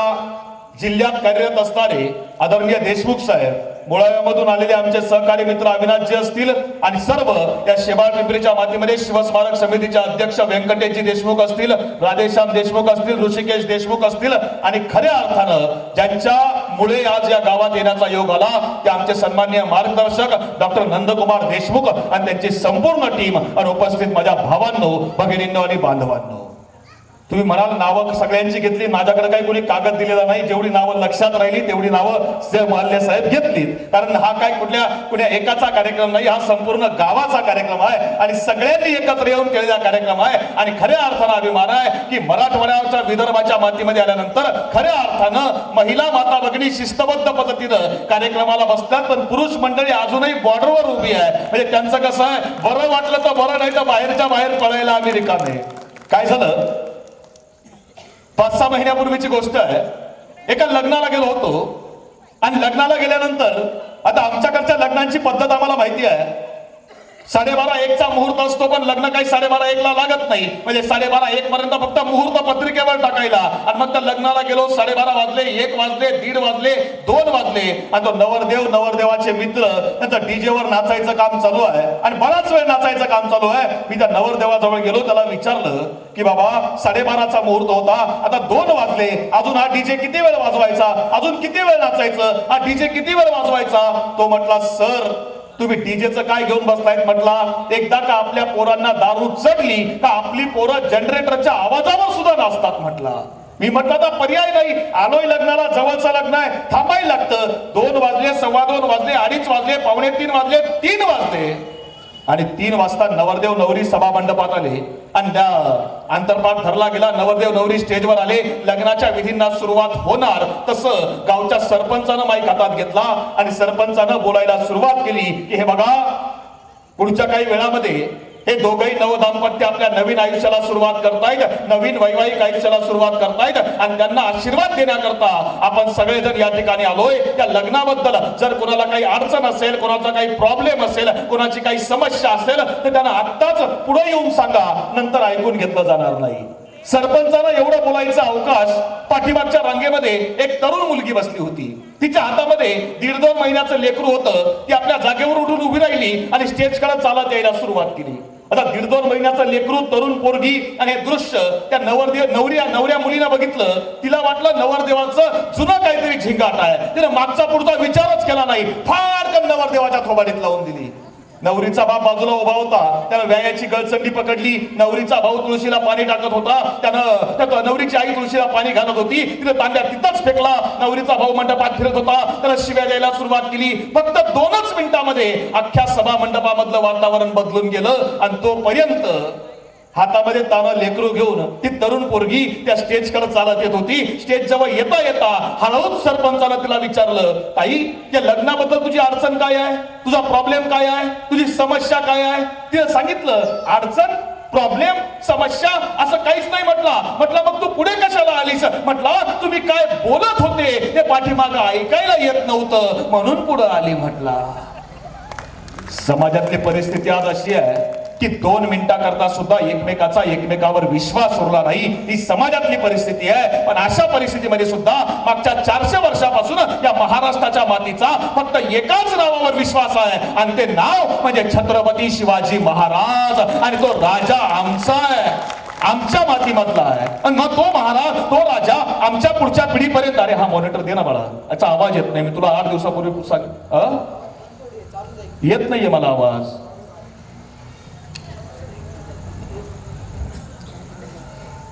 400 वर्षापूर्वी महाराष्ट्राच्या मातीमध्ये हा राजा जन्माला आला होता आणि जन्माला आलेल्या राजानं त्या महाराष्ट्राच्या मातीचा 4000 पिढ्यांना पुरतील एवढा संस्कार या महाराष्ट्राच्या मातीमध्ये दिला. आणि देत असताना त्या राजानं आम्हाला काय शिकवलं शिवछत्रपतींना? का जयंती साजरी करायची शिवाजी महाराजांची? काय विचार पेरला असेल या राजानं?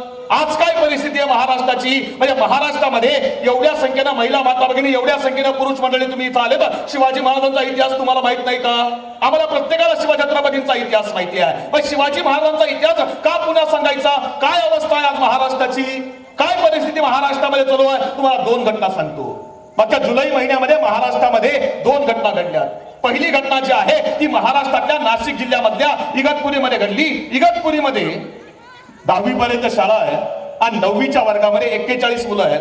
आणि 41 मुलांमध्ये त्या वर्ग शिक्षकाला असं वाटलं की आपल्या वर्गामध्ये 41 मुलं आहेत आणि आपली मुलं रोज शाळेमध्ये बॅग आणतात, आपल्या मुलांच्या बॅगेमध्ये काय आहे हे तपासलं पाहिजे. आणि त्या वर्ग शिक्षकानं त्या 41 मुलांना ग्राउंडवर खेळायला पाठवून दिलं. सगळ्या मुलांच्या बॅगा जमा करून घेतल्या आणि शाळेतल्या शिपायांना सोबत घेतलं आणि बॅगा चेक करायला सुरुवात केली आहे. आणि बॅगा चेक केल्यानंतर महाराष्ट्राच्या शैक्षणिक व्यवस्थेला धक्का बसला. कुणाच्या बॅगेमध्ये चाकू आहे, कुणाच्या बॅगेमध्ये गुटखा आहे, कुणाच्या बॅगेमध्ये सिगरेट आहे. मी स्टेजवरून सांगू शकत नाही अशा वस्तू 9वीच्या वर्गातल्या मुलांच्या बॅगेमध्ये सापडल्या. महाराष्ट्राच्या शैक्षणिक व्यवस्थेला धक्का बसला आणि महाराष्ट्राच्या दस्तरखुद्द शिक्षण मंत्र्यांना त्या शाळेला भेट द्यावी लागली. आणि त्याच आठवड्यामध्ये दुसरी घटना महाराष्ट्राच्या कोल्हापूर जिल्ह्यामध्ये घडली. कोल्हापूर जिल्ह्यामध्ये पन्हाळा तालुका आहे. पन्हाळा तालुक्यामध्ये धनगराचं पोरगं बापासोबत मेंढ्या चारायचं काम करतोय आणि मेंढ्या चारता चारता त्याला एका त्याच्या मित्राचा फोन आला की बिरदेव, आपण दोघांनी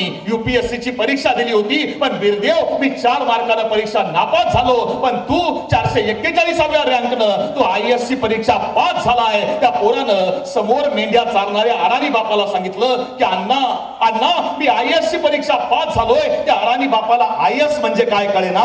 बापानं विचारलं, बाळा अरे IAS म्हणजे काय? पोरानं सांगितलं, अण्णा मी कलेक्टर झालोय. त्या अडाणी बापाने डोळ्यामधून अश्रूंची धार लागली, आपल्या डोक्यावरचा फेटा काढला आणि आपल्या पोराच्या डोक्यावर घातला. बापानं पोराचा केलेला आयुष्यामधला पहिला आणि कदाचित सर्वात मोठा सन्मान होता. माझा प्रश्न तुम्हाला आहे की आमची पोरं कोणत्या गटात आहेत, आमची पोरं कोणत्या बाजूला आहेत, याचं चिंतन करावं लागेल ना. आणि मग ते चिंतन करायचं असेल तर शिवाजी महाराजांचा विचार पुन्हा एकदा समजून घ्यावा लागेल. कोण शिवाजी महाराज? मला जर कोणी विचारलं की छत्रपती छत्रपती शिवाजी महाराज कोण त्यांनी आवर्जून सांगतो, त्या सय्यद बंडाचा वार आपल्या छातीवर झेलून त्यांनी शिवछत्रपतींचा जीव वाचवला, त्यांना जिवाजी म्हणतात. मुलाच्या लग्नाची पत्रिका द्यायला आले पण पोराच्या लग्नाला आलेच नाही, कोंडाण्यावर गतप्राण झाले, त्यांना तानाजी म्हणतात. पावनखिंडीमध्ये रक्ताचा अभिषेक करून त्यांनी स्वराज्याचा जिरेटोप वाचवला, त्यांना तानाजी त्यांना बाजी फुलाजी रायाजी म्हणतात. स्वतःचं घर गाण ठेवून त्यांनी राजधानीचा रायगड बांधून काढला, त्यांना हिरोजी म्हणतात. औरंगजेबाच्या सैन्याला पाण्यामध्ये सुद्धा जे दिसायचे त्यांना संताजी म्हणतात. औरंगजेबाच्या छावणीचे सोन्याचे मुकुट ज्यांनी कापून आणले त्यांना धनाजी म्हणतात. आणि या सगळ्यांचं नेतृत्व जे करतात ना त्या लोकराजाला छत्रपती शिवाजी महाराज म्हणतात. तुम्ही त्या राजाच्या विचाराचे वारस. कोण शिवाजी महाराज? काय केलं होतं या राजानं? काय दिलं महाराष्ट्राला? 400 वर्षापूर्वीचा काळ, या मातीमध्ये गावगाडा पद्धत असायची आणि गावामध्ये बादशाहनं सारा वसुली करता देशमुख आणि इथं गावगाडा पद्धत नेमलेली असायची आणि इथं माणसं नेमलेली असायची. ही माणसं गावची जहागीरदार. बादशाचा आदेश यायचा, पैसा मागवला जायचा आणि मग ही लोक इथल्या शेतकऱ्यांना लुटायची, कष्टकऱ्यांना छळायची, पिडायची, नारायची, पैसा गोळा करायची, काही बादशाला पाठवायची, काही खिशात घालायची. जगणं चालू होतं. शेतकरी कष्टात जगत होता, कष्टकरी कामकरी दुःखानं मरत होता. पण इथल्या शेतकऱ्याचं कष्टकऱ्याचं दुःखात जगणं एका आईला सहन होत नव्हतं. त्या आईचं नाव होतं जिजाऊ. त्या जिजाऊ कोण? तर सिंदखेडच्या लखुजीराव जाधवांची कन्या. लखुजीराव जाधवांना मुलं 4, दत्ताजी, रघुजी, अचलोजी, बहादूरजी आणि या 4ही मुलांच्या पाठीवर एका मुलगी जन्माला आली आहे. त्या मुलीचं नाव ठेवलं जिजाऊ आणि जिजाऊ जाधवांच्या घरामध्ये वाढती आहे. लहानाची मोठी होती आहे आणि बघता बघता मुलगी उपवर झाली, बापाची चिंता वाढली आणि लग्न जुळवलं. कुठलं? वेरूळच्या पराक्रमी बहादूर भोसले घराण्यामधल्या शहाजी महाराजांची लग्न झालं आणि आपल्या पोटात गर्भ घेऊन जिजाऊ शिवनेरीची वाट चालतायत. पण शिवनेरीच्या रोखाना येताना जिजाऊ विचार करतायत की पोटात जे पोरग आहे हे पोरग पोटामध्ये असताना काय झालं? घरादाराचा थारा उडाला, कुणाला कशाचा मेळ राहिला नाही. जहागिरीवरून गाढवाचा नांगर फिरला, आजोबा लखुजी जाधवराव यांचा खून झाला, मोठा पोरगा संभाजी त्याची सुद्धा सुटका नाही. एवढी वाईट परिस्थिती. हे पोरग पोटात असताना या पोराच्या जन्मानं काय होणार? विचार करताय जिजाऊ आणि विचार करता करता या महाराष्ट्राच्या मातीतला तो दिवस उगवला. तारीख 19 फेब्रुवारी 1630 शिवनेरीवर जिजाऊंच्या पोटी एक पुत्र जन्माला आला, ज्या मुलाचं नाव ठेवलं गेलं शिवाजी. महाराष्ट्रात शिवाजी राजे जन्माला आले आणि शिवाजी नावाचा हा पोर शिवनेरीवर लहानाचा मोठा होतोय. आणि बघता बघता 2 वर्ष, 4 वर्ष, 5 वर्ष, 6 वर्ष आणि 6 वर्ष वयाच्या पोराला जिजाऊ घेऊन आल्या पुण्यामध्ये. आणि पुण्यामध्ये आल्यावर जिजाऊंनी पहिलं काम काय केलं असेल माहिती आहे? पहिलं काम केलं की सोबत माणसं जोडून द्यायला सुरुवात केली आहे. मी जर का तुम्हाला विचारलं की तुमची लहान लहान लेकरं सुद्धा सांगतील की शिवाजी महाराजांचे मित्र कोण होते. कोण? तानाजी आहे, बाजी आहे, येसाजी आहे, मुरारबाजी आहे, चिमणाजी आहे, बाळाजी आहे. हे शिवाजी महाराजांचे मित्र नाहीत. हे शिवाजी महाराजांचे मित्र नाही, हे शिवाजी महाराजांच्या आई मासाहेब जिजाऊ यांनी जोडून दिलेले मित्र आहेत. का? कारण जिजाऊंना माहिती आहे जगातलं सगळ्यात मोठं तत्वज्ञान आमच्या आईने समजून घ्यायला हवं.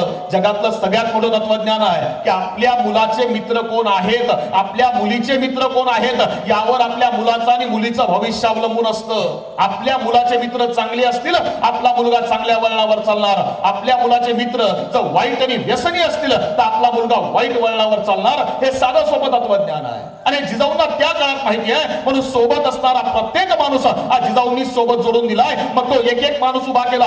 कशी जोडली असतील माणसं? जावळीच्या खोऱ्यामध्ये उमरठे नावाचं गाव आहे. गावामध्ये दवंडी देणारा आलाय आणि दवंडी देणारा आवाज देतोय, ऐका हो ऐका. पुण्यामधून, लाल महालामधून मासाहेब जिजाऊ आणि बाल शिवबाराजे यांनी दवंडी पाठवली आहे की जो कोणी शेतकऱ्यांच्या पिकाचं नुकसान करणाऱ्या रानडुकराला मारून आणील त्याला 1 रानडुक्कर मारल्यावर सोन्याचा 1 होन बक्षीस दिला जाईल. ऐका हो ऐका. दवंडी देणारा निघून गेला आणि एक छोटस पोरगा आपल्या भावाला विचारतंय, अरे दादा चालतोस का पुण्याला? मारूया रानडुक्कर आणि घेऊन जाऊया पुण्यामध्ये. भाऊ म्हटला, काय करायचंय रानडुक्कर? कशाला पाहिजे तुला सोनं? दादा सोनं नको रे, शिवबाराजा भेटन की, मासाहेब भेटतील की, चल की रे दादा. आणि शेतकऱ्याचीच पोरं घरामधून बाहेर पडली, जंगलात आली, दिवसभर जंगलात फिरली. 1 नाही 2 नाही 3 रानडुक्कर मारले, पाय तोडले, खांद्यावर टाकलेत आणि आलेत पुण्यामध्ये. लाल महालासमोर आले, दरवाजा बंद बघितला, आवाज दिला, ओ मासाहेब. अरे कोणी आहे का वाड्यात? दरवाजा उघडा की, आम्ही आलोय बघा. मासाहेबांनी दरवाजा उघडला, बाहेर बघितलं की 2 पोरं उभी आहेत. कोण रे तुम्ही, का आवाज देतायत? आणि एकानं सांगितलं, मासाहेब तुम्ही दवंडी पाठवली होती की जो कोणी शेतकऱ्याच्या पिकाचं नुकसान करणाऱ्या रानडुकराला मारून आणलं त्याला 1 रानडुक्कर मारल्यावर सोन्याचा 1 होन बक्षीस दिला जाईल. मासाहेब 3 रानडुकर म्याच मारलीत बघा. नक्की तूच मारलीस का रे? होय मासाब मी अख्खा रानडुक्कर खांद्यावर उचलून आणणार होतो, पण हा बोलला की नुसते पाय तोडून नेलेत ना तरी मासाहेब बक्षीस देत्यात. मासाब म्याच मारलीत बघा. बहादूर दिसतोस रे. काय नाव तुझं? मासाब मी तानाजी, हा माझा भाऊ सूर्याजी. तानाजी, अरे येतोस का स्वराज्यामध्ये? येतो ना मासाब. पण मासाब एक सांगू का? म्हटले काय? मासाब मला दुसरं काहीच येत नाही बघा, मला फक्त तलवार चालवता येते. आणि कडाडल्या मासाब, तान्हा, अरे माणसाला थोडंच यावं, पण असं यावं की त्याला जगाच्या पाठीवर तोड नसावी. तुला येतं ना? ये स्वराज्यात, ये स्वराज्यात. असा एक माणूस सोबत घेतला. जात नाही बघितली कोणाची, धर्म नाही बघितला कोणाचा, सगळ्या जातीची लोक आहेत, सगळ्या धर्माची लोक आहेत. तानाजी नावाचा कोंडारा घ्यायला जातो असं म्हणणारा तानाजी नावाचा मराठा आहे. वाई जवळच्या नागेवाडीचा पाटील नागनाथ महार आहे. पेडगावचा पाटील तुकोजी धनगर आहे. कात्रजचा पाटील मियाजी मुसलमान आहे. आग्र्यामध्ये मदत करणारा कुंभार आहे. शाहिस्ते खानाच्या हमल्याच्या वेळी मदत करणारा ज्ञानू नावाचा माळी आहे. जीवा नावाचा न्हावी आहे. सगळ्या जातीची लोक आहेत, सगळ्या धर्माची लोक आहेत. आणि सगळ्यांना सोबत घेऊन शिवरायांनी स्वराज्य उभं केलं. हे राज्य कुणाचं? फक्त पुरुषांचं नाही. माझ्या माता भगिनींनो, एवढ्या संख्येनं तुम्ही आलायत ना, हे राज्य तुमच्या आधारावर उभं आहे, तुमच्या शौर्यावर, तुमच्या त्यागावर उभं आहे. कसं? 10 नोव्हेंबर 1659 शिवाजी महाराजांनी अफजल खान मारला, आम्हाला माहिती आहे. आणि शिवाजी महाराज थांबले नाहीत. 11 नोव्हेंबर 1659 शिवाजी महाराजांनी कोल्हापूरकडे कूच केलं. मग सातारा जिंकलं, कराड जिंकलं, कोल्हापूर जिंकलं आणि शिवाजी महाराज पन्हाळ्यावर जाऊन धडकले. पन्हाळा स्वराज्यामध्ये आला. आणि पुढचा इतिहास आम्हाला माहिती आहे की पन्हाळ्यावर भगवा फडकला आणि मग सिद्धीनं पन्हाळ्याला वेढा घातलाय. शिवाजी महाराज सिद्धीच्या वेड्यामध्ये अडकलेत आणि बाहेर कसं निघायचं हे शिवाजी महाराजांना कळत नाहीये. आणि मग 2 पालख्या बनवल्या गेल्या. एका पालखीत शिवा काशीद नावाचा न्हावी बसलाय. दुसऱ्या पालखीमध्ये शिवाजी,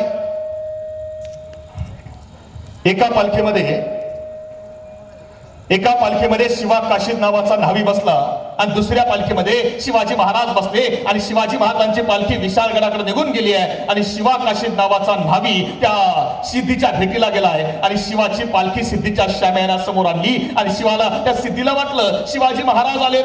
आणि सिद्धी त्या शिवाला शिवाजी महाराज समजून घेऊन चाललाय. आतमध्ये आणलं, समोर बसवलं. पण त्याच वेळी सिद्धीच्या पाठीमागे एक माणूस उभा आहे. तो बघतोय शिवाकडं आणि बघता बघता कडाडला, लगता तो है मगर ये शिवाजी नहीं हो सकता. अदरला सिद्धी, क्या बघते हो? हा हुजूर, लगता तो है मगर ये शिवाजी नहीं हो सकता. सिद्धीनं संशय रूपसली, शिवाच्या मानेवर धरली आणि सिद्धी कडाडला, सच बता तू ही शिवाजी है? आणि कडाडला आमचा शिवा, अरे हा मैं ही शिवाजी हूं. तलवारीचा वार घुमला, रक्ताची चिरकांडी उडाली आणि सिद्धी विचारतोय, सच बता तू ही शिवाजी है? आणि कडाडला आमचा शिवा, अरे हा मैं ही शिवाजी हूं. दुसरा वार घुमला, रक्ताचा अभिषेक शरीराला होतोय आणि सिद्धी विचारतोय, सच बता तू ही शिवाजी है? आणि कडाडला आमचा शिवा, अरे हा मैं ही शिवाजी हूं. आता वळलाय सिद्धी त्या संशयी डोळ्यांकडं. कैसे कह सकते हो की ये शिवाजी नाही आहे? ते डोळे होते अफजल खानाच्या मुलाचे, म्हणजे फाजल खानाचे. तो म्हणतो, हुजूर, अफजल खानाच्या म्हणजे माझ्या वडिलांच्या वधाच्या वेळी मी बघितलाय शिवाजी महाराजांना. आणि त्यावेळी कृष्णा भास्कर कुलकर्णीचा वार शिवाजी महाराजांच्या डोक्यावर लागलाय. आणि हे जर खरे शिवाजी तर यांच्या डोक्यावर ती वाराची खून असली पाहिजे. आणि आता सिद्धी वळलाय शिवाकडं, अब बता तू ही शिवाजी है? आणि कडाडला आमचा शिवा, अरे हा मैं ही शिवाजी हो. तलवारीचा वार घुमला, डोक्यावरचा जिरेटोप खाली पाडला गेला आणि डोक्यावर बघितलं वाराची खून नव्हती आणि शिवा सापडला. आणि सिद्धी कडाडला, मरने से पहले आखिरी बार पूछता हूं, सच बता तू ही शिवाजी है? आणि कडाडला आमचा शिवा रक्तानं झालेला. आणि जन्माला शिवा न्हावी म्हणून आलो असतो तर काय फरक पडतो? मरताना शिवाजी महाराज म्हणून मरतोय, हे भाग्य कमी आहे का? शिवा ढासळला, कोसळला. इथपर्यंत आम्हाला सगळं माहिती आहे. याच्या पुढे काय झालं याच्या पुढे काय घडलं, याच्या पुढे काय घडलं? शिवाजी महाराज विशाळगडावर निघून गेले. 8 दिवस महाराज रोज विचारतायत बहिर्जीला, बहिर्जी त्या शिवाचं काय झालं, त्या शिवाचं काय झालं? आणि 8 दिवसामध्ये बातमी आली आहे, पन्हाळ्याच्या पायथ्याशी सिद्धीनं शिवाची गर्दन मारली आणि शिवाजी महाराज कडे आणले. बहिर्जी त्या शिवाच्या घरी गेलं पाहिजे ना, त्याच्या आईचं सांत्वन केलं पाहिजे, कुटुंबाला भेटलं पाहिजे. आणि शिवाजी महाराजांनी दुसऱ्या दिवशी त्या शिवाच्या गावात वर्दी पाठवली आहे की आम्ही शिवाच्या गावात येतोय. आता शिवाजी महाराज गावात येणार म्हटल्यावर अख्खं गाव शिवाजी महाराजांना घ्यायला गावच्या वेशीवर आलंय. गावचा पाटील आलाय, गावातली सगळी माणसं आलीत आणि सायंकाळच्या वेळेला पांढऱ्या शुभ्र घोड्यावर बसून छत्रपती शिवाजी महाराज गावाच्या वेशीवर आले. घोड्यावरून खाली उतरले आणि उतरल्या पाटलाला विचारलं, पाटील शिवाचं घर कुठं आहे, घर कुठं आहे शिवाचं? आणि पाटलानं समोर बोट दाखवलं आणि सांगितलं, राज ती बघा समोर शिवाची झोपडी आहे राज. आणि शिवाजी महाराज वेगानं त्या झोपडीकडे धावले आणि समोर बघितलं, त्या झोपडीच्या बाहेर शिवा काशीदाची म्हातारी आई हातामध्ये आरतीचं ताट घेऊन उभी आहे. आरती बघितली आणि शिवाजी महाराज कडाडले, आई अगं माझी आरती कुठं करते आई? 8 दिवस झाले तुझं पोर मारलं गेलं, तुझं सांत्वन करायला मी आलोय, आई माझी आरती कुठं करते? आणि शिवाची आई सांगते, राज पोर मारलं गेलं म्हणून तुमचे पाय आमच्या घराला लागले, आमच्या 10 पिढ्यांचा उद्धार झाला, राजे आरती करून घ्या. आणि त्या शिवाची म्हातारी आई शिवाजी महाराजांची आरती ओवाळती आहे. आरती ओवाळली गेली, शिवाजी महाराज आतमध्ये आले. जमिनीवर घोंगडी अंतरली होती. औरंगजेबाचा दरबार उभं राहायला योग्य जागा मिळाली नाही म्हणून लाथाडणारे शिवाजी महाराज, रायगडावर 32 मन सोन्याच्या सिंहासनावर बसणारे शिवाजी महाराज शेतकऱ्याच्या घरामध्ये खाली जमिनीवर बसतायत आणि शिवाजी महाराज त्या शिवाच्या आईकडे बघतायत. आणि तिनं काय करावं, तिनं आपल्या सुनेला आवाज दिला, अगं बघितलंस का कोणालाय आपल्या घरी? राजा आलाय आपला, धनिया मुलखाचा, अगं गुळपाणी आण, तोडगोड कर राजाचं. शब्द ऐकले आणि शिवाजी महाराज कडाडले, आई माझं तोड कुठं गोड करते आई? 8 दिवस झाले तुझं पोर मारलं गेलं, तुझा शिवा मारला गेला. आणि शब्द शिवाजी महाराजांनी बोलता क्षणी त्या आईचा हंबरडा फुटला, तिनं रडायला सुरुवात केली आहे. आणि ती आई सांगते, राज पोर मारलं गेलं हे त्याच दिवशी समजलं बघा, त्याच दिवशी. पण राज ज्या दिवशी माझा शिवा मारला गेला ना, त्या दिवशी आमच्या अख्ख्या गावात कोणी कोणाच्या घरात चूल नाही पेटली राज, लहान लेकरू सुद्धा जेवलं नाही राज.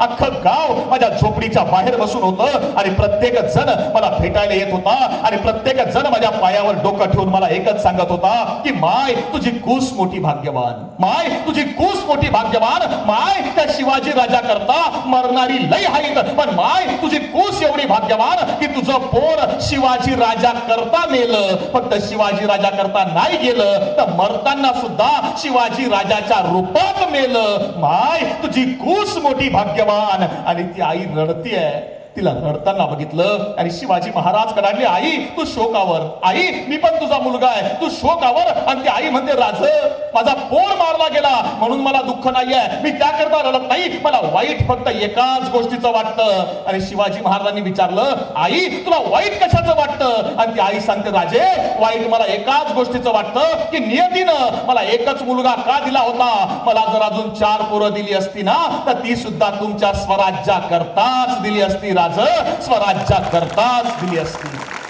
हा विचार या मातीमध्ये स्त्रियांनी कोरला आणि तेव्हा स्वराज्य उभं राहिलं. माझा प्रश्न शेबाळ पिंपरीच्या मातीमधल्या आई आणि बापांना आहे, आमच्या आजची परिस्थिती काय आहे? आज आमच्याकडे काय पेरलं जातंय?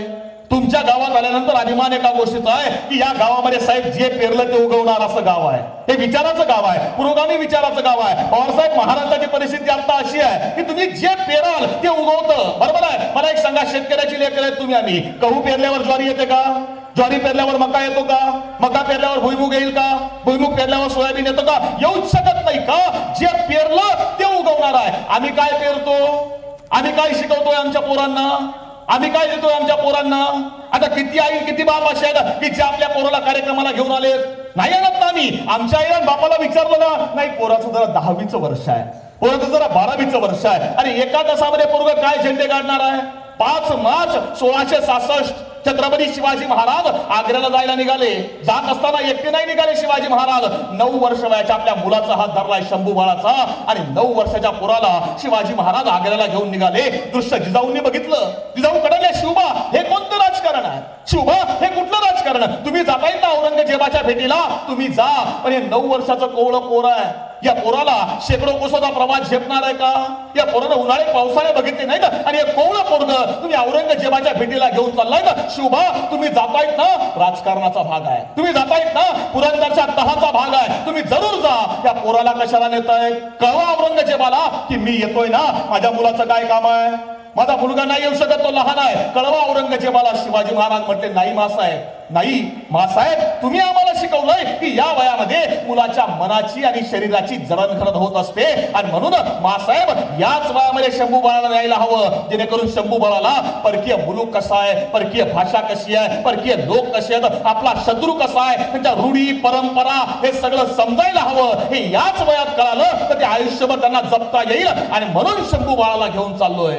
मी कधी कधी विचार करतो की परकीय भाषा, शत्रू, मुलूक, रूढी परंपरा हे सगळं समजावं म्हणून 9 वर्ष वयाच्या पोराला शिवाजी महाराज औरंगजेबाच्या राज्यात घेऊन जात आहेत आणि शिवाजी महाराजांचा विचार जपाय करता आम्ही आमच्या पोरांना कार्यक्रमाला आणू शकत नाही का?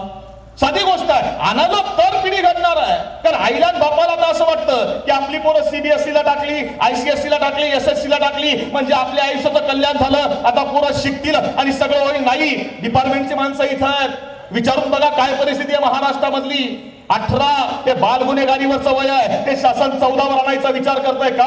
महाराष्ट्रामध्ये जेवढे गुन्हे घडतायत ना त्यामध्ये 14 वर्षापर्यंतच्या मुलांचा सहभाग वाढलाय. मग अशा परिस्थितीमध्ये जबाबदारी फक्त प्रशासनाची नाही, ती आईची सुद्धा आहे, ती बापाची सुद्धा आहे. का तुम्ही जे शिकवाल त्यावर पोरं घडणार आहेत. आणि जिजाऊंनी तोच तर विचार पेरला आम्हाला. मी कधी कधी विचार करतो जिजाऊंनी शिवराजांना काय शिकवलं? 7 वर्ष वय आहे शिवाजी महाराजांचं, 7 वर्ष. आणि 7 वर्ष वयाच्या मुलाच्या हातामध्ये जिजाऊंनी आणि शहाजी महाराजांनी मुद्रा दिली आहे. ती मुद्रा आमच्या पोरानं गाडीवर लावली, घरामध्ये लावली, आमच्या पोरानं बॅनर छापली, गाडीच्या पुढच्या साईडला लावली, पाठीमागचा सायलेन्सर काढला, तिला झेंडा लावला आणि शिवजयंतीला अख्खं पोरगं ते अख्खी गाडी घेऊन गावात बोंबलत फिरलं. पण त्या मुद्रेचा अर्थ नाही समजला. काय सांगितलं शिवाजी महाराजांना? जिजाऊंनी आणि शहाजी राजांनी 7 वर्ष वयाच्या पोराला सांगितलं, प्रतिपशंद लेखेव वर्धिष्णू विश्ववंदिता शहा सरो शिव सैषा मुद्रा भद्राय राजते. शिवबा, तुम्हाला राजा व्हायचा आहे, इथल्या शेतकऱ्यांचा राजा व्हायचा आहे, कष्टकऱ्यांचा राजा व्हायचा आहे, या मातीतल्या गोरगरिबाचा राजा व्हायचा आहे. स्वप्न कोणी दाखवलं? आईनं. स्वप्न कोणी दाखवलं? वडिलांनी. आम्ही काय शिकवतो आमच्या पोरांना? आम्ही काय सांगतो आमच्या पोरांना? शिकवाल तर पोरं उभी राहतील. तुम्हाला उदाहरण सांगतो म्हणजे समजेल. काय झालं, एक अधिकारी होते, घरात असले तर बायकोला म्हणायचे, ए नालायक चहान, ए नालायक जेवणान, ए नालायक स्वयंपाक झाला का? ऑफिसमध्ये गेले का शिपायाला म्हणायचे, ए नालायका ती फाईल इकडे उचलून आण, ए नालायका जरा टेबल इकडे सरकव. मित्रांमध्ये गेले का मित्रांना म्हणायचे, ए नालायक चल जरा जाऊन येऊ बाहेर, ए नालायक जरा गाडी काढ. नालायक शब्द एकदम आवडीचा. आणि त्याचं छोटंसं पोरगं होतं, त्या पोरानं तेवढं शिकून घेतलं. त्याला वाटलं आपला बाप नालायक बोलतो म्हटल्यावर नालायक म्हणजे काहीतरी चांगलं असलं पाहिजे. आणि त्याला रविवारचा दिवस होता आणि साहेब घरामध्ये बसले होते आणि घरामध्ये फायली चाळायचं काम डॉक्टर साहेब चालू होतं. आणि आजकाल महत्वाच्या सगळ्या फायली त्या घरामध्येच चाळल्या जातात, त्यामुळे त्या फायली चाळायचं काम चालू आहे. आणि फायली चालता चालता साहेबाचं अचानक लक्ष गेलं की आपलं पोरगं गाडीचा खेळ खेळतंय, पण पोरगं काहीतरी वेगळंच बोलतंय. आणि बापानं ऐकलं, पोराचं आपलं चालू होतं गाडीचा खेळ. ट्रिंग ट्रिंग, त्या नालायकांना शेबाळ पिंपरीला उतरायचंय तरी पटकन गाडीमधून उतरून जा. ट्रिंग ट्रिंग, त्या नालायकांना पुसदला जायचंय तरी पटकन गाडीत बसून घ्या. बापानं ऐकलं, पोरगं काहीतरी वेगळं बोलतंय. बापानं कान देऊन पुन्हा ऐकलं, पोराचं आपल्या मजेत चालू. काय? ट्रिंग ट्रिंग, ज्या नालायकांना पुसदला जायचंय तरी पटकन गाडीत बसून घ्या. ट्रिंग ट्रिंग, त्या नालायकांना शेबाळ पिंपरीला उतरायचंय तरी पटकन गाडीमधून उतरून जा. बापानं पोरला जवळ बोलवलं, त्याला सांगितलं, बाळा नालायक बोलू नये, नालायक बोलणं वाईट असतं, बाळा असं बोलायचं नाही. पोरगं म्हटलं, ठीक आहे बाबा, नाही बोलणार. पोरगं असते. 5 मिनिटानं पुन्हा खेळायला गेलं, पुन्हा पोराचं चालू. ट्रिंग ट्रिंग, त्या नालायकांना शेबाळ पिंपरीला उतरायचंय तरी पटकन उतरून जा. ट्रिंग ट्रिंग, त्या नालायकांना पुसदला जायचंय तरी पटकन गाडीत बसून घ्या. बापानं विचार केला, याला सांगून बघितलं तरी याला कळत नाही, याला फटके दिले पाहिजेत. आणि बापानं पोरला धरला, 15 मिनिटं मारलंय. 15 मिनिटं पोरगं रडतंय आणि 15 मिनिटानंतर बाप विचार करतोय की 15 मिनिटं मारलंय, 15 मिनिटं पोरगं रडतंय. आता पोरगं नालायक शब्द विसरून सुद्धा गेलं असेल आणि बापानं पुन्हा आपलं काम करायला घेतलं. 15 मिनिटानंतर पोराचं रडणं थांबलं आणि पोरानं पुन्हा खेळायला सुरुवात केली. आणि पोरगं म्हणत होतं, ट्रिंग ट्रिंग, आत्ताच एका नालायकामुळं गाडी 15 मिनिटं थांबली तरी ज्या नालायकांना पुसदला जायचंय आणि पटकन गाडीत बसून घ्या. का होतं? पोरच टाळ्या वाजवतायत का? हेच ते भविष्य आहे आमचं. कारण माझा प्रश्न एवढाच आहे की आई इंस्टाग्रामला रील बनवते, सर बाप इंस्टाग्रामला फेसबुकला रील बघतोय, त्या पोरांना वाटणारच आहे ना आपली आई बनवते, आपला बाप बघतोय बघते म्हटल्यानंतर आपण रील बनवायला काय हरकत आहे? आईनं बापाला चिंतन करायचं आहे की आपलं पोरगं रील स्टार करायचं का रिअल स्टार करायचं हे आमच्यावरती आहे. आणि ते जर शिकवायचं असेल तर चांगला विचार द्यावा लागेल. मग द्यायचं असेल शिवचरित्र तर काय शिकवाल शिवचरित्रामधून? काय सांगितलं शिवाजी महाराजांनी? सगळं विसरून गेलात ना? चालेल, एक गोष्ट लक्षात ठेवा. 6 जून 1674 रायगडावर छत्रपती शिवाजी महाराजांचा राज्याभिषेक आहे. आणि त्या राज्याभिषेकाच्या वेळी एक वकील रायगडावर आणलाय. त्या वकिलाचं नाव आहे हेनरी ऑक्झिटन. त्यानं डायरी लिहिली आहे आणि त्याच्या डायरीची पानं वासी बेंद्रेंनी भारतामध्ये आणली. आणि ती पानं जेव्हा वाचली तेव्हा समजलं की तो हेनरी ऑक्झिटन लिहितो की मी रायगडाच्या पायथ्याशी आलोय. तारीख आहे 5 जून 1674. रायगड बघितला, काय किल्ला आहे, अभेद्य किल्ला, काय सुंदर किल्ला आहे. या किल्ल्याची रचना अशी आहे की एका वेळी फक्त एक माणूस वरती जाईल अशी या किल्ल्याची रचना शिवाजी महाराजांनी केली आहे. एका बाजूला सह्याद्री आहे, दुसऱ्या बाजूला दरी आहे आणि वरती एवढीशी पायवाट आहे. एका वेळी फक्त एक माणूस किल्ल्यावर जाईल अशी या किल्ल्याची रचना आहे. याचा अर्थ असा आहे की 1 लाख सैन्य जरी किल्ला जिंकायला आलं तरी ते सैन्य किल्ला जिंकू शकत नाही. का? तर वरती जायला जागाच नाहीये. आणि तो विचार करतोय की मला वरती जायचंय, कसं जायचं? मला घोड्यावर जाता येत नाही, पायी जायचं म्हटल्यावर त्रास होणार. तर पालखी घेतली आहे, तर पालखीत बसवलं गेलं आणि पालखीत बसून त्या हेनरी ऑक्झिटनला रायगडावर घेऊन चालले. तर तो पालखीत बसल्यावर पण लिहितोय काय किल्ला बांधलाय शिवाजी महाराजांनी. एका बाजूला सह्याद्री आहे, दुसऱ्या बाजूला दरी आहे, मध्ये एवढीशी पायवाट आहे, एका वेळी एक माणूस जातोय, एवढीच किल्ल्याची रचना. हा किल्ला कोणी जिंकूच शकत नाही. का? भयानक भयानक किल्ला बांधलाय, नाही जिंकू शकत कोणी. आणि तो पालखीत बसून वरती चाललाय, वरती आलाय आणि त्या रायगडाच्या महादरवाजाजवळ आला आणि जागेवर थबकला. आश्चर्य वाटलं त्याला. का? त्या महादरवाजावर 2 हत्ती उभे आहेत. हत्ती? अरे माणसाला यायला जागा नाही, त्या राजाला हत्ती आणले कुठून? कुठल्या रस्त्याने आणले, कुठल्या वाटेने आणले, कसे आणले हत्ती? तो प्रत्येकाला विचारतोय. इथं माणसाला वर यायला जागा नाही, मग महाराजांनी हत्ती आणले कुठून? कोणत्या रस्त्याने आणले, कोणत्या वाटेने आणले? मला ते रस्ता दाखवा. याचा अर्थ असा आहे रायगडाला दुसरा दरवाजा आहे, पण शिवाजी महाराज कोणाला दाखवत नाहीत. आणि तो प्रत्येकाला विचारतोय हत्ती कसे आणले मला सांगा, दुसरी वाट कुठे आहे मला दाखवा. हत्ती करून आणले मला सांगा, दुसरा रस्ता कुठे आहे मला दाखवा. त्याला कोणीच सांगत नाही. आणि न राहून त्यानं दुसऱ्या दिवशी शिवाजी महाराजांना विचारलं, महाराज मी रायगडावर आलो, वरती येताना किल्ल्याची रचना बघितली, एका वेळी फक्त एक माणूस वरती जाईल अशी किल्ल्याची रचना आहे. मग महाराज तुम्ही हत्ती आणले कुठून, कुठल्या रस्त्याने आणले, कुठल्या वाटेने आणले, कसे आणले हत्ती? आणि शिवाजी महाराज हसायला लागले. आणि शिवाजी महाराज म्हटले, हेनरी ऑक्झिटन राज्याभिषेक करायचा हे आम्ही आज ठरवलं नाही, ते आम्ही 10 वर्षापूर्वी ठरवलं होतं. आणि आम्हाला माहिती होतं की 10 वर्षानंतर जर राज्याभिषेक करायचा असेल तर आम्हाला 10 वर्षानंतर रायगडावर हत्ती लागतील. आणि म्हणून 10 वर्षापूर्वीच आम्ही हत्तीची लहान लहान पिल्लं पालखीत घातली, पालखीत घालून रायगडावर आणली, रायगडावर लहानाची मोठी केली आणि ती आज मोठे हत्ती म्हणून इथं महादरवाजावर उभी आहे. याचा अर्थ काय आहे? याचा अर्थ असा आहे की ज्याला आम्ही आमचा बाप म्हणतो ना, तो शिवाजी राजा 10 वर्ष पुढचं नियोजन करतोय. आम्ही किती काळाचं नियोजन करतो, आम्ही किती वेळेचं नियोजन करतो, आम्ही आमच्या पोरांना कोणत्या विचारांना घडवतो. म्हणजे मला तुमचा अभिमान एवढा करताय की विदर्भाच्या माध्यमाने तुम्ही आहात ना, एवढ्या संख्येने माता भगिनीनं आलात ना, आपल्या पोरांना घडवायला लागेल ना. आणि ते ताकद आईमध्ये आहे, आईनं करायला हवं. अहो तुम्हाला घटना सांगतो म्हणजे समजेल. नवरा बायको दोघांचं भांडण झालं आणि नवऱ्यानं 5 वर्ष वयाचं पोरगं आईच्या अंगावर फेकून दिलं, नवरा निघून गेला. आई विचार करते 5 वर्ष वयाचं पोरगं आहे, त्याला सांभाळायचं कसं? आईनं पोरगं शाळेत टाकून दिलं. पोरगं शाळेत जायला लागलं. 1 दिवस 2 दिवस 4 दिवस 8 दिवस पोरगं शाळेत गेलं. शाळेतल्या गुरुजींनी एके दिवशी आईला बोलावून घेतलं. म्हटली, बाई तुमचा हा जो मुलगा आहे हा आमच्या शाळेत शिकू शकत नाही. म्हटले का? हा मुलगा जो आहे हा एका कानानं आधू आहे, याला ऐकायला कमी येतं, हा बहिरा आहे, हा आमच्याच काय जगातल्या कोणत्याच शाळेत शिकू शकत नाही, त्याला घरी घेऊन जा.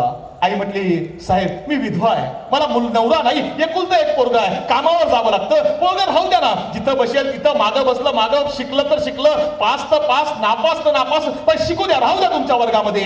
गुरुजी म्हटले, नाही तुमच्या मुलामुळे आमच्या इतर मुलांच्या बुद्धिमत्तेवर परिणाम होतोय आणि त्यामुळे हा पोरगा आमच्याच काय कोणत्याच शाळेत शिकू शकत नाही, त्याला घरी घेऊन जा. दाखला जोडला, त्यावर पत्र लिहिलं, पत्रामध्ये लिहिलं की हा मुलगा बहिरा आहे, याला ऐकायला कमी येतं, हा मतिमंद आहे, हा आमच्याच काय पण जगातल्या कोणत्याच शाळेत शिकू शकत नाही, त्याला घरी पाठवतोय. पत्र जोडून आईच्या हातामध्ये दिलं. आई पत्र घेऊन घरी आली. आई विचार करते की उद्या जर पोरग शाळेत जायला निघालं तर पोराला काय सांगायचं. रात्रभर आईच्या डोळ्याला डोळा लागलेला नाही आणि सकाळ झाली, पोरग उठलं, पोरग शाळेत जायला निघालं आणि पोरग आईला म्हणतं आई मी शाळेत जातो. आई म्हटली नाही बाळा तू शाळेत जायचं नाही. का जायचं नाही आई. आणि आई सांगते बाळा तुझ्या शाळेतल्या शिक्षकांनी असं सांगितलंय की तू इतर मुलांपेक्षा इतका जास्त हुशार आहेस की तुझ्या हुशारीमुळं त्या मुलांची बुद्धिमत्ता दाबली जाते आणि तुझ्या हुशारी इतके शिकवायला शिक्षक त्यांच्याकडे नाहीत, त्यामुळे तू आजपासून शाळेत जायचं नाही. आणि मग पोरग विचारतोय आई मी शाळेत जायचं नाही, मग मला शिकवणार कोण. आई म्हणते बाळा आजपासून घरामध्ये तुला मी शिकवणार, तू घरातच शिकायचं. पोराला वाटलं आई सांगते म्हटल्यावर खरं आहे आणि आईनं त्या पोराला घरात शिकवायला सुरुवात केली आहे. 1 नाही 2 नाही 3 नाही 24 वर्ष आई त्या पोराला घरात शिकवते आणि घरात शिकवून आईनं ते पोरग एवढं मोठं केलं, एवढं मोठं केलं, एवढं मोठं केलं की तुम्ही आम्ही ही जी लाईट वापरतो ना या लाईटचा शोध त्या पोरानं लावला. त्या पोराचं नाव होतं थॉमस एडिसन. आणि फक्त लाईटचा शोध लावून हे पोरग थांबलं नाही. त्यानंतर 3223 पेटंट हे थॉमस एडिसनच्या नावावरती आहेत. पण दुर्दैवानं सर काही काळानंतर त्याच्या आईचं निधन झालं. त्यानं विचार केला की आईचा मृत्यू झालाय, आईचे जुने कपडे घरामध्ये आहेत, ते ठेवून काय करायचे, ते कोणाला तर देऊन टाकले पाहिजेत. तर मेलेल्या माणसाच्या वस्तू आपण घरामध्ये ठेवत नाही. त्यानं आईचे जुने कपडे बाहेर काढले, आईच्या अनेक वस्तू बाहेर काढल्या आणि त्यात सगळं काढता त्याला शाळेतल्या गुरुजींनी लिहिलेलं ते जुनं पत्र सापडलं. त्यानं विचार केला त्या पत्रात काय लिहिलंय ते वाचून तर बघूया. तर पत्र उघडलं, वाचायला सुरुवात केली. पत्रामध्ये लिहिलं होतं तुमचा हा जो मुलगा आहे हा मतिमंद आहे, हा एका कानानं बहिरा आहे, याला ऐकायला कमी येतं, हा आमच्याच काय पण जगातल्या कोणत्याच शाळेत शिकू शकत नाही, याला घरी घेऊन जा. पत्र वाचता वाचता तो थॉमस एडिसन ठसा रडतोय आणि रडता त्याच्या तोंडामधून वाक्य बाहेर पडलं काय की जगानं मतिमंद ठरवलेल्या पोराला जागतिक कीर्तीचा शास्त्रज्ञ बनवायची ताकद ही एका आईमध्ये असते. आम्हाला पहिल्यांदा आई घडवायला लागेल, ती आई उभी करावी लागेल. मग ती आई उभी राहिली तर स्वराज्य उभं राहील, ती आई उभी राहिली तर संविधान उभी राहील, ती आई उभी राहिली तर समता उभी राहील, ती आई उभी राहिली तर या मातीमधली पुढची पिढी उभी राहील. हे आम्हाला घडवायचं असेल तर पहिलं काम करावं लागेल आपल्या पोरांच्या हातामधला मोबाईल थोडा काढून घ्यावा लागेल. हातामध्ये पुस्तकं द्यावी लागतील, वाचायला द्यावी लागतील.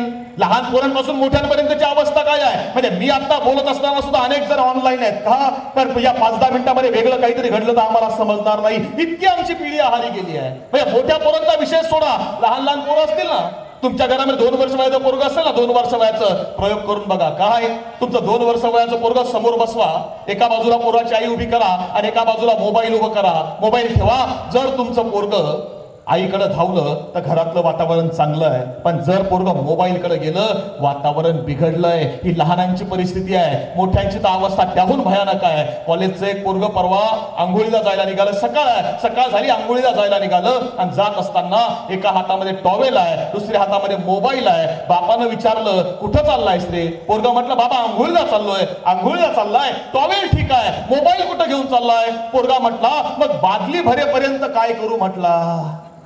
ही परिस्थिती आहे. मग शिकवायचं कोणी. आणि मग आम्हीच म्हणतो समाज बिघडला, आम्ही वावड्या मारतोय समाज बिघडला आणि मग ही सामाजिक चळवळीमध्ये काम करणारी माणसं आहेत. विचारून बघा पवार साहेब इथं वरती बसलेत किंवा वाकडे साहेब असतील, आमचे पागिरे साहेब असतील, चंदेल सर असतील, सन्मान्य सरपंच असतील, नंदकुमार देशमुख साहेब असतील. विचारा यांना काय परिस्थिती आहे समाजामधली. कधीतरी एखाद्या पोलीस स्टेशन समोरून चक्कर मारा म्हणजे समजतं. 60-65 वर्ष वयाचा म्हातारा बाप, त्याच वयाची म्हातारी आई पोलीस स्टेशनच्या बाहेर उभी आहे. काय झालं. मुलगी 12वीला आहे, 18 वर्ष वयाची मुलगी झाली. ज्या दिवशी 18 वर्ष वयाची मुलगी झाली, मुलगी कॉलेजला गेली तशीच पळून गेली आणि पोरीनं पोलीस स्टेशनला पत्र लिहिलंय काय आमच्या आईबापापासून आमच्या जीवाला धोका आहे. होत नाही साहेब घटना, होत नाही. का होतं असं. ज्या आईनं ज्या बापानं आयुष्यामध्ये कधी पोलीस स्टेशन पाहिलं नाही, त्या म्हातारे आईला पोलीस कसं काम करतात हे सुद्धा माहित नाही. ते म्हातारे आई बाप लहानाचा चेहरा करून त्या पोलीस स्टेशन मध्ये बसतायत. कोणाला तरी ओळखीच्या माणसाला फोन लावतात, बघा ना एवढं मिटवून द्या ना, बघा ना एवढं मिटवून द्या. वेळ काय येते, वेळ कशामुळे येते. चिंतन कोणी करायचंय? समाजाला करावं लागेल. आता येताना वाटेमध्ये पुण्यामधून आलो, अहिल्यानगर लागलं. डॉक्टर साहेब अहिल्यानगरच्या पुढे आलं ना तर कोपरगाव आहे. मी ज्या ज्या घटना तुम्हाला सांगितल्यात ना, तुम्ही मोबाईल वापरता, युट्यूबला गुगलला चेक करून बघा. त्या कोपरगाव मध्ये साखर कारखाना आहे आणि त्या साखर कारखान्यावरती राजेंद्र पवार नावाचा माणूस आहे. त्या राजेंद्र पवार नावाच्या माणसाला एकच मुलगी आहे. मुलीचं नाव आहे दर्शना पवार. आणि दर्शना पवार नावाची मुलगी 12वी पास झाली. 12वी पास झाल्यानंतर ही मुलगी बापाला म्हणते की दादा माझी अशी इच्छा आहे की मला ग्रॅज्युएट व्हायचं आहे. बाप म्हटला बाळा हरकत नाही, मी तुला शिकवणार. आणि बापानं मुलीला शिकवायला सुरुवात केली आहे. 3 वर्षामध्ये मुलगी ग्रॅज्युएट झाली आहे. ग्रॅज्युएट झाल्यावर मुलगी बापाला म्हणते बाबा माझी अशी इच्छा आहे की मला MPSC UPSC चा क्लास करायचा. बाप म्हटला बाळा मी ट्रक ड्रायव्हर आहे, दिवसातले 12 तास काम करतो, तेव्हा 10,000 पगार मिळतो. बाळा पण मी तुझ्याकरता दिवसातले 16 तास काम करणार आणि तुला शिकवणार. बापानं दिवसातले 16 तास काम करायला सुरुवात केली आहे आणि 16 तास काम करून जास्तीचा पगार जो मिळायचा आहे ना, त्या पगारामधून बाप त्या पोरीला शिकवायला लागला. पोरगी इतकी जिगरबाज की पोरीनं 4 वर्ष स्वतःला घरामध्ये कोंडून घेतलं आणि 4 वर्षानंतर त्या मुलीनं MPSC ची पोस्ट काढली आहे. त्या पोस्टचं नाव आहे RFO, रेंज फॉरेस्ट ऑफिसर. मुलगी क्लास 1 अधिकारी झाली. अख्ख्या गावात आनंद आहे. का? आमच्या गावातली पहिली पोरगी आहे, एवढ्या मोठ्या पदावर गेली. अख्ख्या गावात त्या पोरीचे फ्लेक्स लागलेत. ग्रामपंचायत असेल, पतसंस्था असेल, वेगवेगळ्या संस्था असतील, सामाजिक संस्था, राजकीय पक्ष सगळ्यांनी बोर्ड लावले. का? आमच्या गावातली पहिली मुलगी आहे, एवढ्या मोठ्या पदावर गेली आहे. आणि मग गावातली तरुण पोरं एकत्र आली. म्हटले नाही आपली बहीण आहे, आपल्या बहिणीचा केवळ फ्लेक्स लावून चालणार नाही. म्हटले मग तिचा मिरवणूक काढली पाहिजे. पोरं एकत्र आली, डीजे मागवला, एक ओपन जिप्सी गाडी बोलवली, तिच्यावरती पोरगी उभी आहे आणि प्रत्येक घरासमोर त्या पोरीची आरती केली जाते. कोणी साखर देतय, कोणी गुळ देतय, कोणी पेढा खाऊ घालतय. 2 हार यायचे, 2. एक हार पोरीच्या गळ्यात पडायचा, एक हार पाठीमागं बाप आहे, बापाच्या गळ्यात पडायचा. रात्रभर तो ड्रायव्हर असणारा बाप आनंदामध्ये झोपला नाही. का? अरे मी ड्रायव्हर माणूस आहे, पोरीमुळे एवढे सत्कार वाट्याला आले. अरे ड्रायव्हर आहे, आयुष्यात कोणी कधी सत्कार केला असता? पोरीमुळे कुळाचं भाग्य उजळलं, माझ्या पोरीनं पांग फेडलं जन्माचं. रात्रभर तो बाप आनंदामध्ये झोपला नाही. आणि दुसऱ्या दिवशी या मुलीचा पुण्यामध्ये बालगंधर्वाला सत्कार आहे. मुलगी पुण्यामध्ये सत्कारा करता आली. 6 वाजता घरामधून बाहेर पडली आहे. 11 वाजता पुण्यामध्ये आली. 12 वाजता सत्कार आटोपला. 1 वाजता मुलगी तिच्या कुठल्या तरी मित्रासोबत फिरायला गेली. फिरायला गेलेली पोरगी पुन्हा घरी आलीच नाही. बाप वाट बघतोय. सायंकाळचे 6 वाजले, 8 वाजले, 10 वाजले, 12 वाजले. पोरीचा मोबाईल लावतोय, फोन लागत नाही, मोबाईल स्विच ऑफ लागतोय. बापाला वाटलं पोरगी प्रवासामध्ये आहे, मोबाईल स्विच ऑफ झाला असेल. रात्रीचे 2 वाजले तरी पोरीचा फोन लागायला तयार नाही. म्हटल्यावर बाप घाबरला. पुण्यात यायला निघालाय, गाडी काढली 2 व्हीलर, पुण्यामध्ये आलाय आणि अख्ख्या पुण्यामध्ये सकाळी 6ला पोहोचला. सगळ्या नातेवाईकांच्या घरी गेला आणि सगळ्यांना सांगतोय दर्शना तुमच्या घरी आली होती का? सगळे म्हणते नाही, आम्ही दर्शनाला बघितलंच नाही. सगळ्या मैत्रिणींच्या घरी गेला, दर्शना तुमच्या घरी थांबली होती का? सगळे म्हणते नाही, दर्शना आमच्याकडे आलीच नाही. सगळ्यांनी हात वर केले, दिवसभर शोधलंय, पोरगी सापडत नाही, थोडंही लागत नाही. घाबरला. त्या पुण्यातल्या शिवाजीनगर पोलीस स्टेशनला गेलाय. पोलिसांसमोर ढसा ढसा रडतोय आणि सांगतोय माझी पोरगी क्लास 1 अधिकारी आहे, सत्कारा करता पुण्यामध्ये आली होती, माझ्या पोरीचा फोनही लागत नाही आणि पोरगीही सापडत नाही, माझी पोरगी शोधून द्या. पोलिसांनी पोलिसा मोबाईल नंबर घेतला.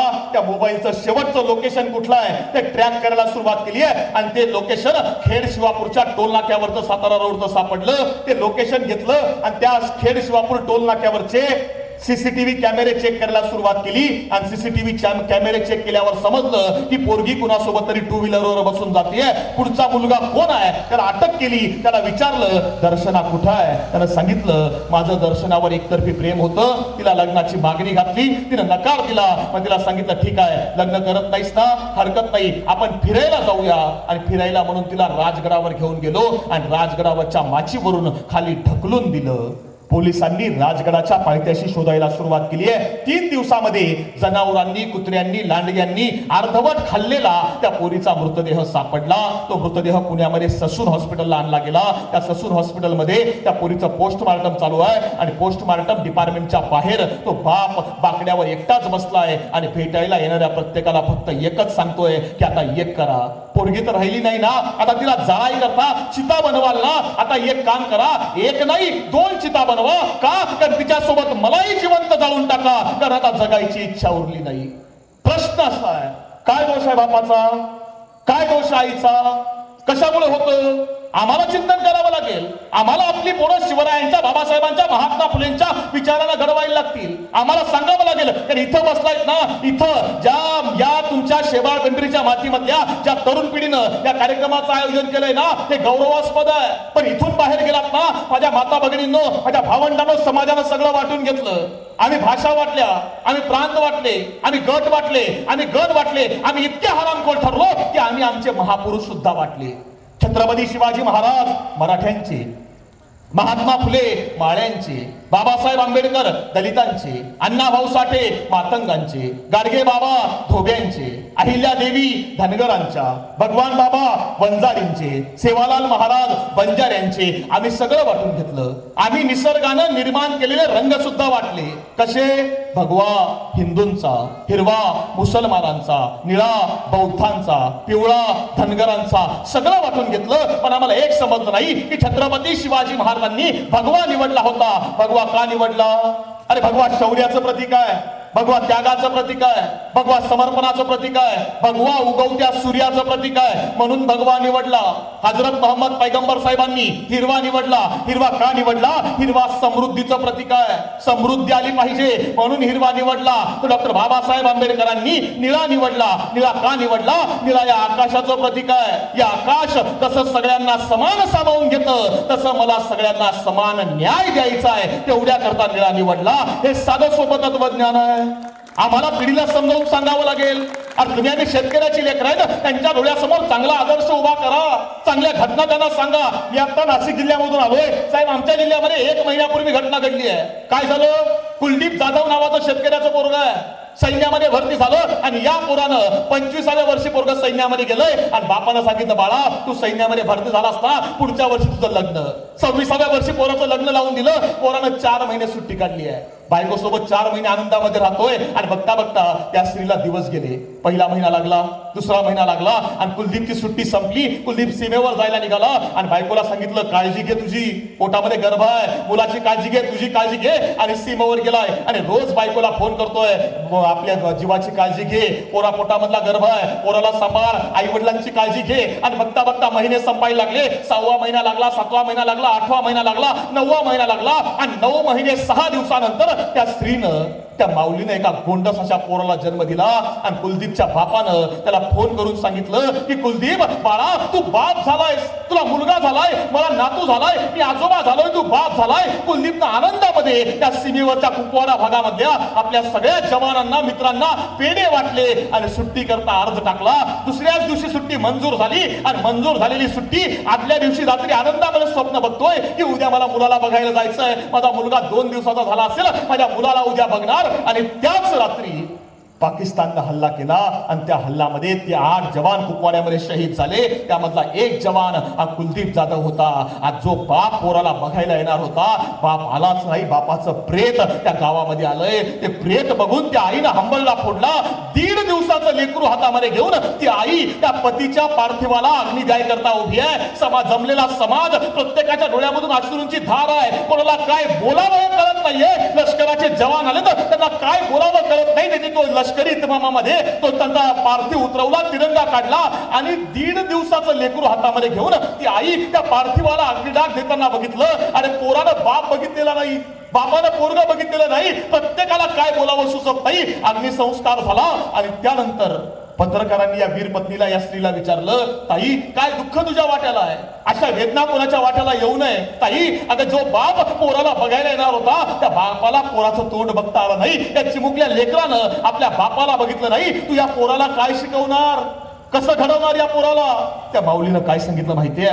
त्या माऊलीनं सांगितलं, माझा नवरा देशाकरता शहीद झाला ना, शिवाजी महाराजांच्या विचाराकरता शहीद झाला ना, मग बस माझ्या लेकराला सुद्धा हेच सांगणार की बाळा तुझा बाप या माती करता गेलाय ना, तुला सुद्धा सैन्यामध्येच जायचंय आणि देशाच्या रक्षणाकरताच उभं राहायचंय. हे सांगणारी औलाद ही महाराष्ट्राच्या आईमधली आहे. ही आमची आई आहे.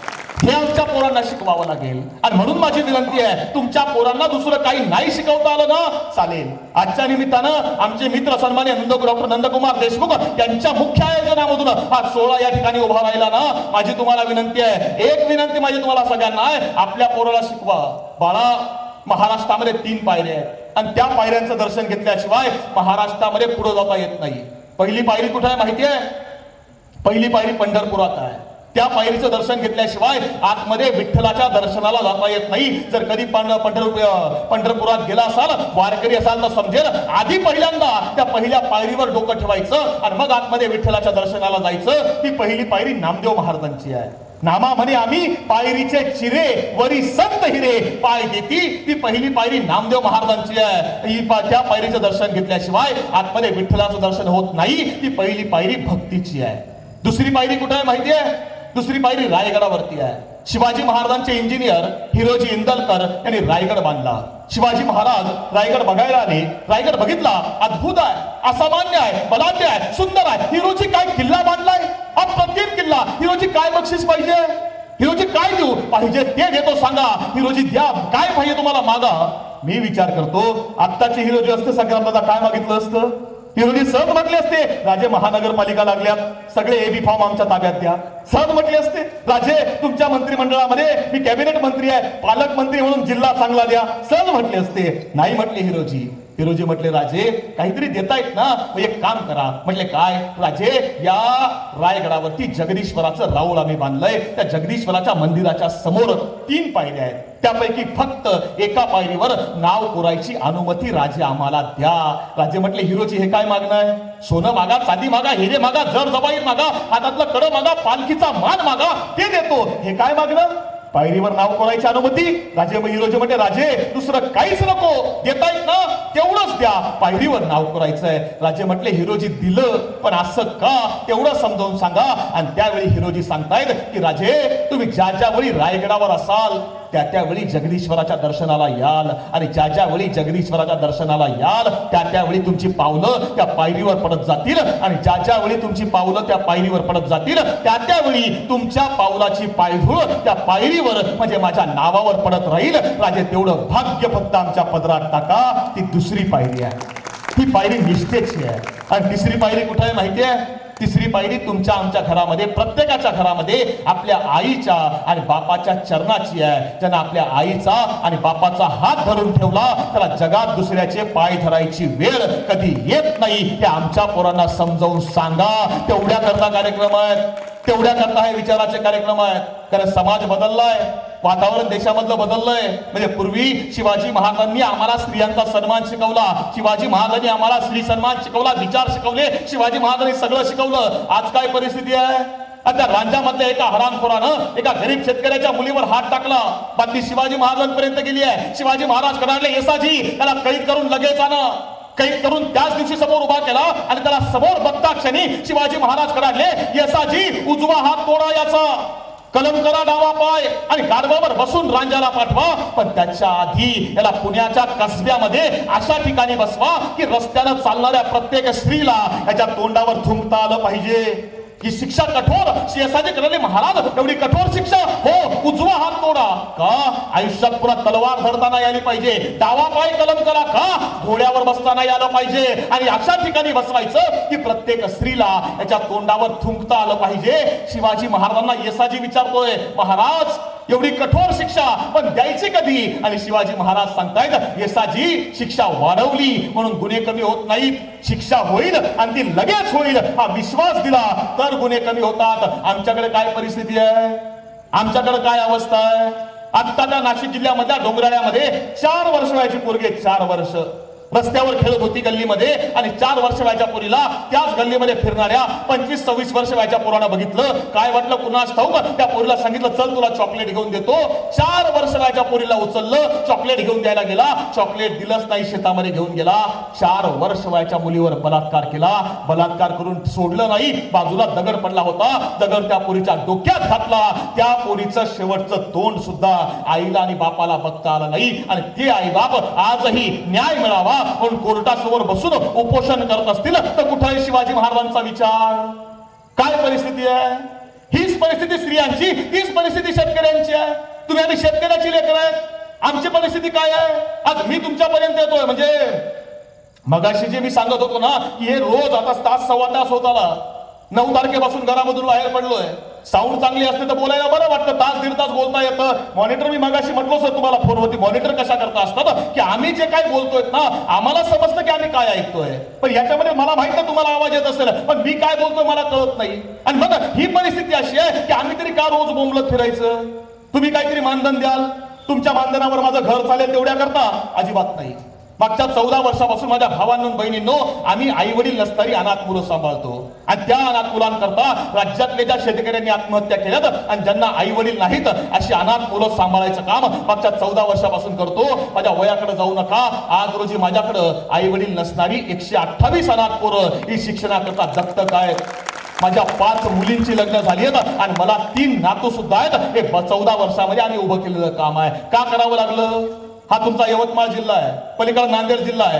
मागच्या गणपतीच्या काळामध्ये साहेब जी मानधन जे मिळालं ना कार्यक्रमाचं ते आम्ही नांदेडमध्ये येऊन टाकलं. डॉक्टर साहेब का दिलं नांदेडमध्ये, काय घडलं होतं नांदेडमध्ये. नांदेडमध्ये बिलोली तालुका आहे, बिलोलीमध्ये मिनकी नावाचं गाव आहे. मिनकीमध्ये 9वीतलं पोरगा आहे आणि ते पोरग बापाजवळ गेलंय आणि बापाला सांगताय अण्णा अण्णा माझ्या शर्टचा खिसा फाटलाय, मला शर्ट घ्यायला 300 रुपये दे ना. बाप म्हणला बाळा सोयाबीनचे पैसे आले नाहीत, सोयाबीनचे पैसे आले तर मी तुला पैसे देतो, आत्ता पैसे नाही येत तू जा आता शाळेत जा. पोरग म्हटलं नाही अण्णा मी शाळेत फाटलेला शर्ट घालून गेलो ना की पोरं मला चिडवतात, अण्णा मला पैसे दे शर्ट घ्यायला नाही तर मी शाळेत जाणार नाही. बापानं फाटकन पोराच्या थोबाडीत मारली आणि सांगितलं शाळेत जायला नाही म्हणतोस तर निघ शाळेत. पोरानं दप्तर उचललं, पोरग शाळेत जायला निघालं. बापाला वाटलं पोरग शाळेत गेलंय, बाप दुसऱ्याच्या शेतामध्ये कामाला निघून गेला. पोरग शाळेत गेलंच नाही, पोरग शेतामध्ये गेलंय. शेतामध्ये गाय बांधली होती, ती गाय सोडली, त्या गायीच्या गळ्यामधला दोर काढला. तो दोर पोरानं विहिरीच्या बाजूला लिंबाचं झाड आहे त्या झाडावर पोरग चढलंय, त्या झाडावर चढून फांदीला दोर बांधला आणि 9वीतल्या पोरानं गळफास घेऊन आत्महत्या करून घेतली. सायंकाळचे 5 वाजले, सगळी पोरं घरी आलीत. 6 वाजता बाप कामावरून घरी आला, सगळी पोरं गल्लीत खेळतायत पण आपलं पोरग दिसत नाही. बापानं कोणाला तरी विचारलं अरे आमचा ओम्या कुठं आहे. कोणतरी म्हटलं तुमचा ओम्या शाळेत आलाच नव्हता, मग गेला कुठं. कोणतरी म्हटलं तुमचा पोरगा शेताकडे जाताना दिसला. आणि मग बापानं काय करावं, बाप विचार करतोय जर शेतामध्ये कामच नाही तर पोरग शेतात गेलं कशाला. आणि बाप धावत धावत त्या शेताकडे यायला निघाला. शेतामध्ये आला आणि पोरला आवाज देतोय ओम्या बाळा कुठेस. गाय कुठंच फिरतीये, पोरग दिसत नाही. बाप हंबरला ओरडतोय अरे ओम्या बाळा कुठेस, लेकरा कुठेस. पोरग सापडत नाही आणि पोराला शोधत शोधत बाप त्या विहिरीजवळ आला आणि विहिरीच्या बाजूचं दृश्य बघितलं. अंगाचा थरकाप उडवला. बापानं आक्रोश करायला सुरुवात केली आहे. त्या विहिरीच्या बाजूला लिंबाच्या झाडावर पोराचं प्रेत लटकतंय. बाप धावत धावत त्या झाडावर चढला, झाडावर जाऊन फांदीवर गेला, तो दोर सोडला, अलगद पोराचं प्रेत खाली उतरवलं. खाली आला, पोराच्या गळ्यामधला दोर काढला, त्या पोराचे पटापटा मुके घेतले, त्याला मिठीत घेतलं, ढसा ढसा रडला आणि पुढच्या 5 मिनिटांमध्ये तोच दोर उचलला, त्याच झाडावर चढून त्याच फांदीला बांधून पुढच्या 5 मिनिटांमध्ये बापानं गळफास घेऊन आत्महत्या करून घेतली. का आली वेळ, का आली वेळ, कशामुळे आली वेळ. काही पुण्या मुंबईमध्ये हुशार बुद्धिजीवी म्हटलं नाही पोराचं चुकलं, शर्ट मिळाला असता 2 महिन्यामध्ये आत्महत्या करायची गरज नव्हती. मी म्हणतो खरं आहे पोराचं चुकलं. का मिळाला असता 2 महिन्यामध्ये शर्ट, आत्महत्या करायची गरज नव्हती. काही हुशार म्हटलं नाही पोराचं नाही, पोराच्या बापाचंही चुकलं. का पोरानं आत्महत्या केली म्हणून बापानं लगेच आत्महत्या करायची गरज नव्हती. मी म्हणतो खरं आहे पोराचंच नाही पोराच्या बापाचंही चुकलं. पोरानं आत्महत्या केली म्हणून लगेच बापानं आत्महत्या करायची गरज नव्हती. पण मी विचार करतो की या देशामध्ये तिसरा अँगल कोणी विचार करणार आहे का की एखाद्या शेतकऱ्याला आपल्या पोराला 300 रुपयाचा शर्ट घेता येत नाही म्हणून आत्महत्या करावी लागत असेल तर त्यांचा वाटा कुठं आहे हा प्रश्न विचारायचा कोणी, यावर बोलायचं कोणी. आणि यावर बोलायचं असेल तर आपली पोरं उभी करावी लागणार. आता ही तुमची लहान लहान लेकरं बोलत होती ना, मी येत असताना ऐकत होतो का ही तुमची मुलं आहेत, ही तुमची पोरं तुम्हाला घडवायला लागतील. बोलायला उभं करा, शिकवा पोरांना. आपली पोरं शेतकऱ्याची लेकरं आहेत. जो शेतकऱ्याचा आहे ना तोच शेतकऱ्याकरता बोलणार. जो शिवाजी महाराजांच्या विचारावर घरात जगतो ना तोच बाहेर त्या विचारावर जगणार. आणि ते द्यायचं काम आईचं आणि बापाचं आहे. आणि म्हणून आईला आणि बापाला सांगतो एक करा, दुसरं काही नाही करता आलं ना तुमच्या पोराला सांगा बाळा आयुष्यात दुसरं काही नाही मिळवता आलं ना चालेल, पण बाळा जगातला सगळ्यात मोठा पुरस्कार कमवायचा आहे. जगातला सगळ्यात मोठा पुरस्कार कोणता आहे माहिती आहे? नोबेल पुरस्कार अजिबात नाही, मॅगसेस कधीच नव्हता, ऑस्कर किरकोळ आहे, भारतरत्न अजिबात नाही, पद्मश्री पद्मविभूषण कुठलाच नाही, महाराष्ट्र भूषण तो तर सरकार आजकाल कुणाला पण देतं. मग जगातला सगळ्यात मोठा पुरस्कार कोणता आहे?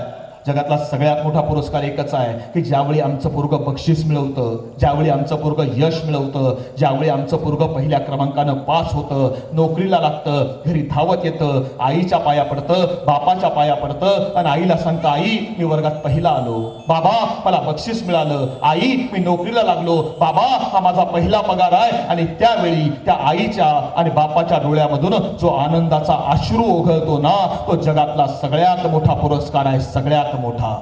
आमच्या पोरानं तो मिळवायला हवा. आणि जर तुम्हाला मुलगी असेल ना, तर आपल्या मुलीला सांगा की बाळा, आयुष्यात दुसरं काही नाही कमवता आलं ना चालेल, पण बाळा जगातली सगळ्यात मोठी संपत्ती कमवायची आहे. जगातली सगळ्यात मोठी संपत्ती काय आहे माहिती आहे? आपला बाप गरीब असला ना माझ्या भगिनींनो तरी चालेल, आपला बाप शेती करून आपल्याला शिकवत असला ना चालेल, भाजीला तेल कमी आहे म्हणून अर्ध्या पळी भाजीमध्ये आपला बाप आपली आई स्वयंपाक करत असती ना तरी चालेल.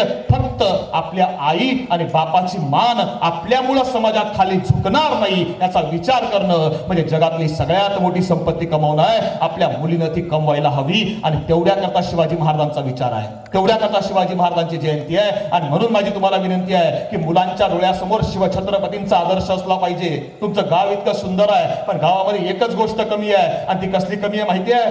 म्हणजे आल्या आल्या एवढं सुंदर एवढं मोठं गाव, मी विदर्भ मराठवाड्यातल्या अनेक गावांमध्ये गेलो पण गावात सगळं आहे पण गावात शिवाजी महाराजांचा पुतळा नाही आहे. पण अभिमान एका गोष्टीचा आहे की मी आल्या आल्या मला इथल्या सगळ्यांनी सांगितलं की पुढच्या काळामध्ये या मातीमध्ये छत्रपती शिवाजी महाराजांचा अश्वारूढ पुतळा आम्ही आमच्या गावामध्ये उभा करतोय. अभिमानाची गोष्ट आहे, उभा राहिलाच पाहिजे. आमच्या डोळ्यांच्या आमच्या मुलांच्या डोळ्यासमोर शिवछत्रपती असले पाहिजेत.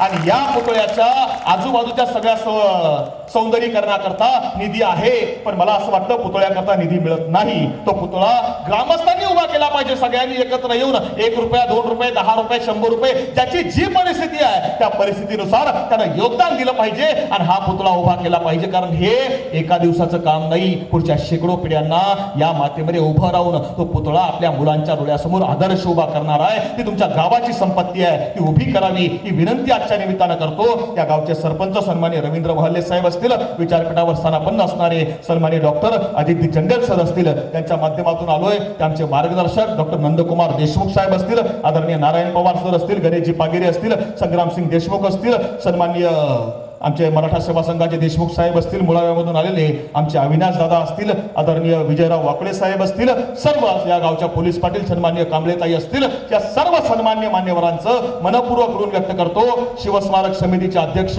व्यंकटेश देशमुख सर असतील, सन्माननीय राधेश्याम देशमुख असतील, आमचा ऋषिकेश असेल, या सगळ्यांचं ऋण व्यक्त करतो. आणि तुम्हाला सांगतो जे तुम्हाला वाटतं तेच मला वाटतं आणि जे तुम्हाला आणि मला वाटतं त्या आणीबाणीच्या काळामध्ये दुष्यंत कुमार नावाचा कवी लिहित होता. तो म्हणत होता, हो गई है पीर पर्वत सी पिघलनी चाहिए, हो गई है पीर पर्वत सी पिघलनी चाहिए, इस हिमालय से कोई गंगा निकलनी चाहिए, आज ये दीवार पर्दों की तरह हिलने लगी, शर्त है कि ये बुनियाद हिलनी चाहिए. हर शहर हर नगर हर गली हर गांव में हाथ लहराते हुए हर लाश चलनी चाहिए.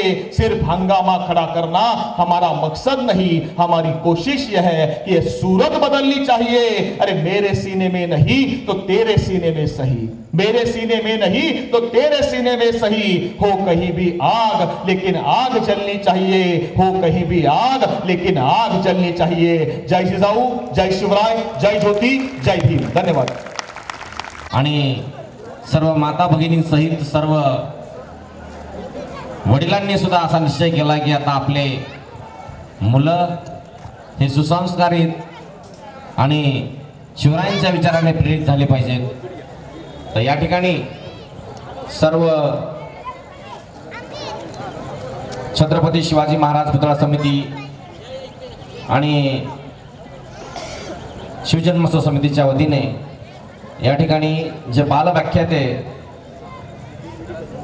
ज्यांनी या ठिकाणी भाषण केलं त्या बालव्याख्यात्यांचा आपल्या कार्यक्रमाचे प्रमुख वक्ते शिवश्री यशवंत गोसावी सर यांच्या हस्ते सन्मान चिन्ह देऊन गौरव होणार आहे. तेव्हा मी सरांना विनंती करतो की त्यांनी या बालव्याख्यात्यांचा सन्मान चिन्ह देऊन गौरव करावा. मार्गदर्शक सन्माननीय शिवश्री यशवंत गोसावी सर आपल्या जवळच गौरपुत्रुक येथे व्याख्यानाच्या निमित्ताने आले होते आणि त्यावेळेस असंच त्यांचं मुलुक मैदानी भाषण आणि शिवविचार त्यांनी गौळच्या मातीमध्ये पेरला आणि आज तागायत हे आज त्यांचं शिवजयंतीचं 10वं वर्ष आहे, तरी सुद्धा ते तेवढ्याच उत्साहाने या ठिकाणी शिवजयंती शिवविचारांच्या व्याख्यानाने करतात। आणि त्या दिवशी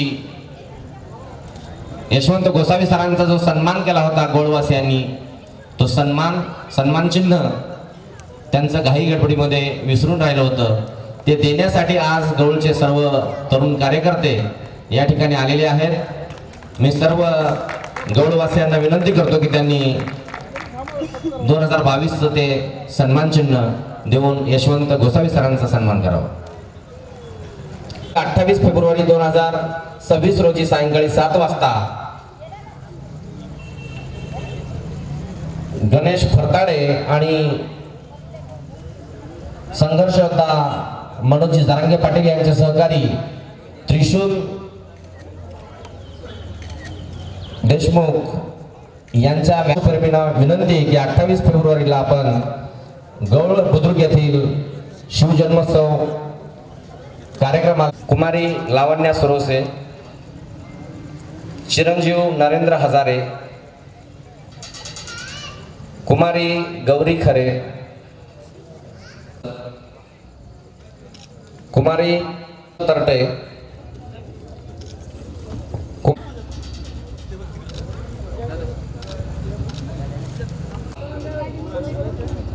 कुमारी हिंदवी खरे,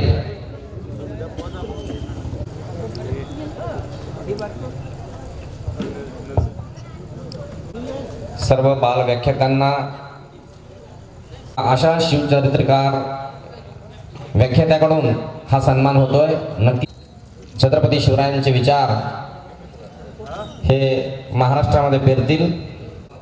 बाल व्याख्यात्यांना विनंती आहे, आपलं नाव घोषित झालेलं आहे, आपण सन्मान घेऊ शकता।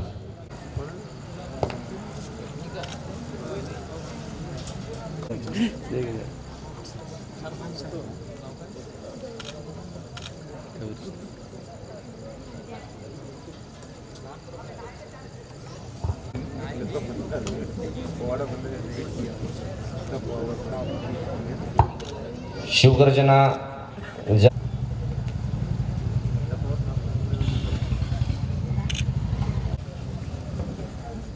इकडे बघ लावलं।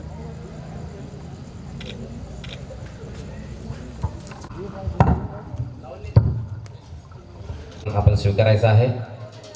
यानंतर आपल्या कार्यक्रमात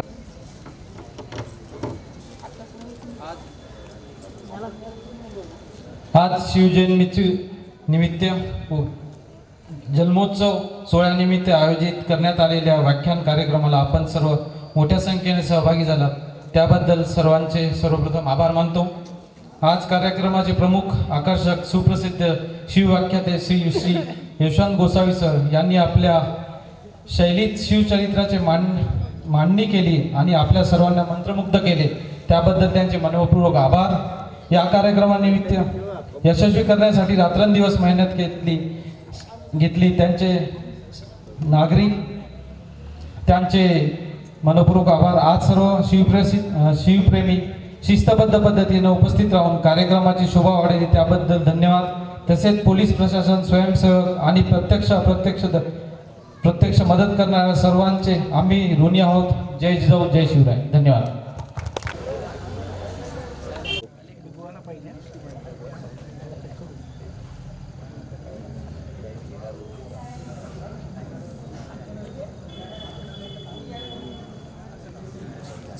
एक सेकंड।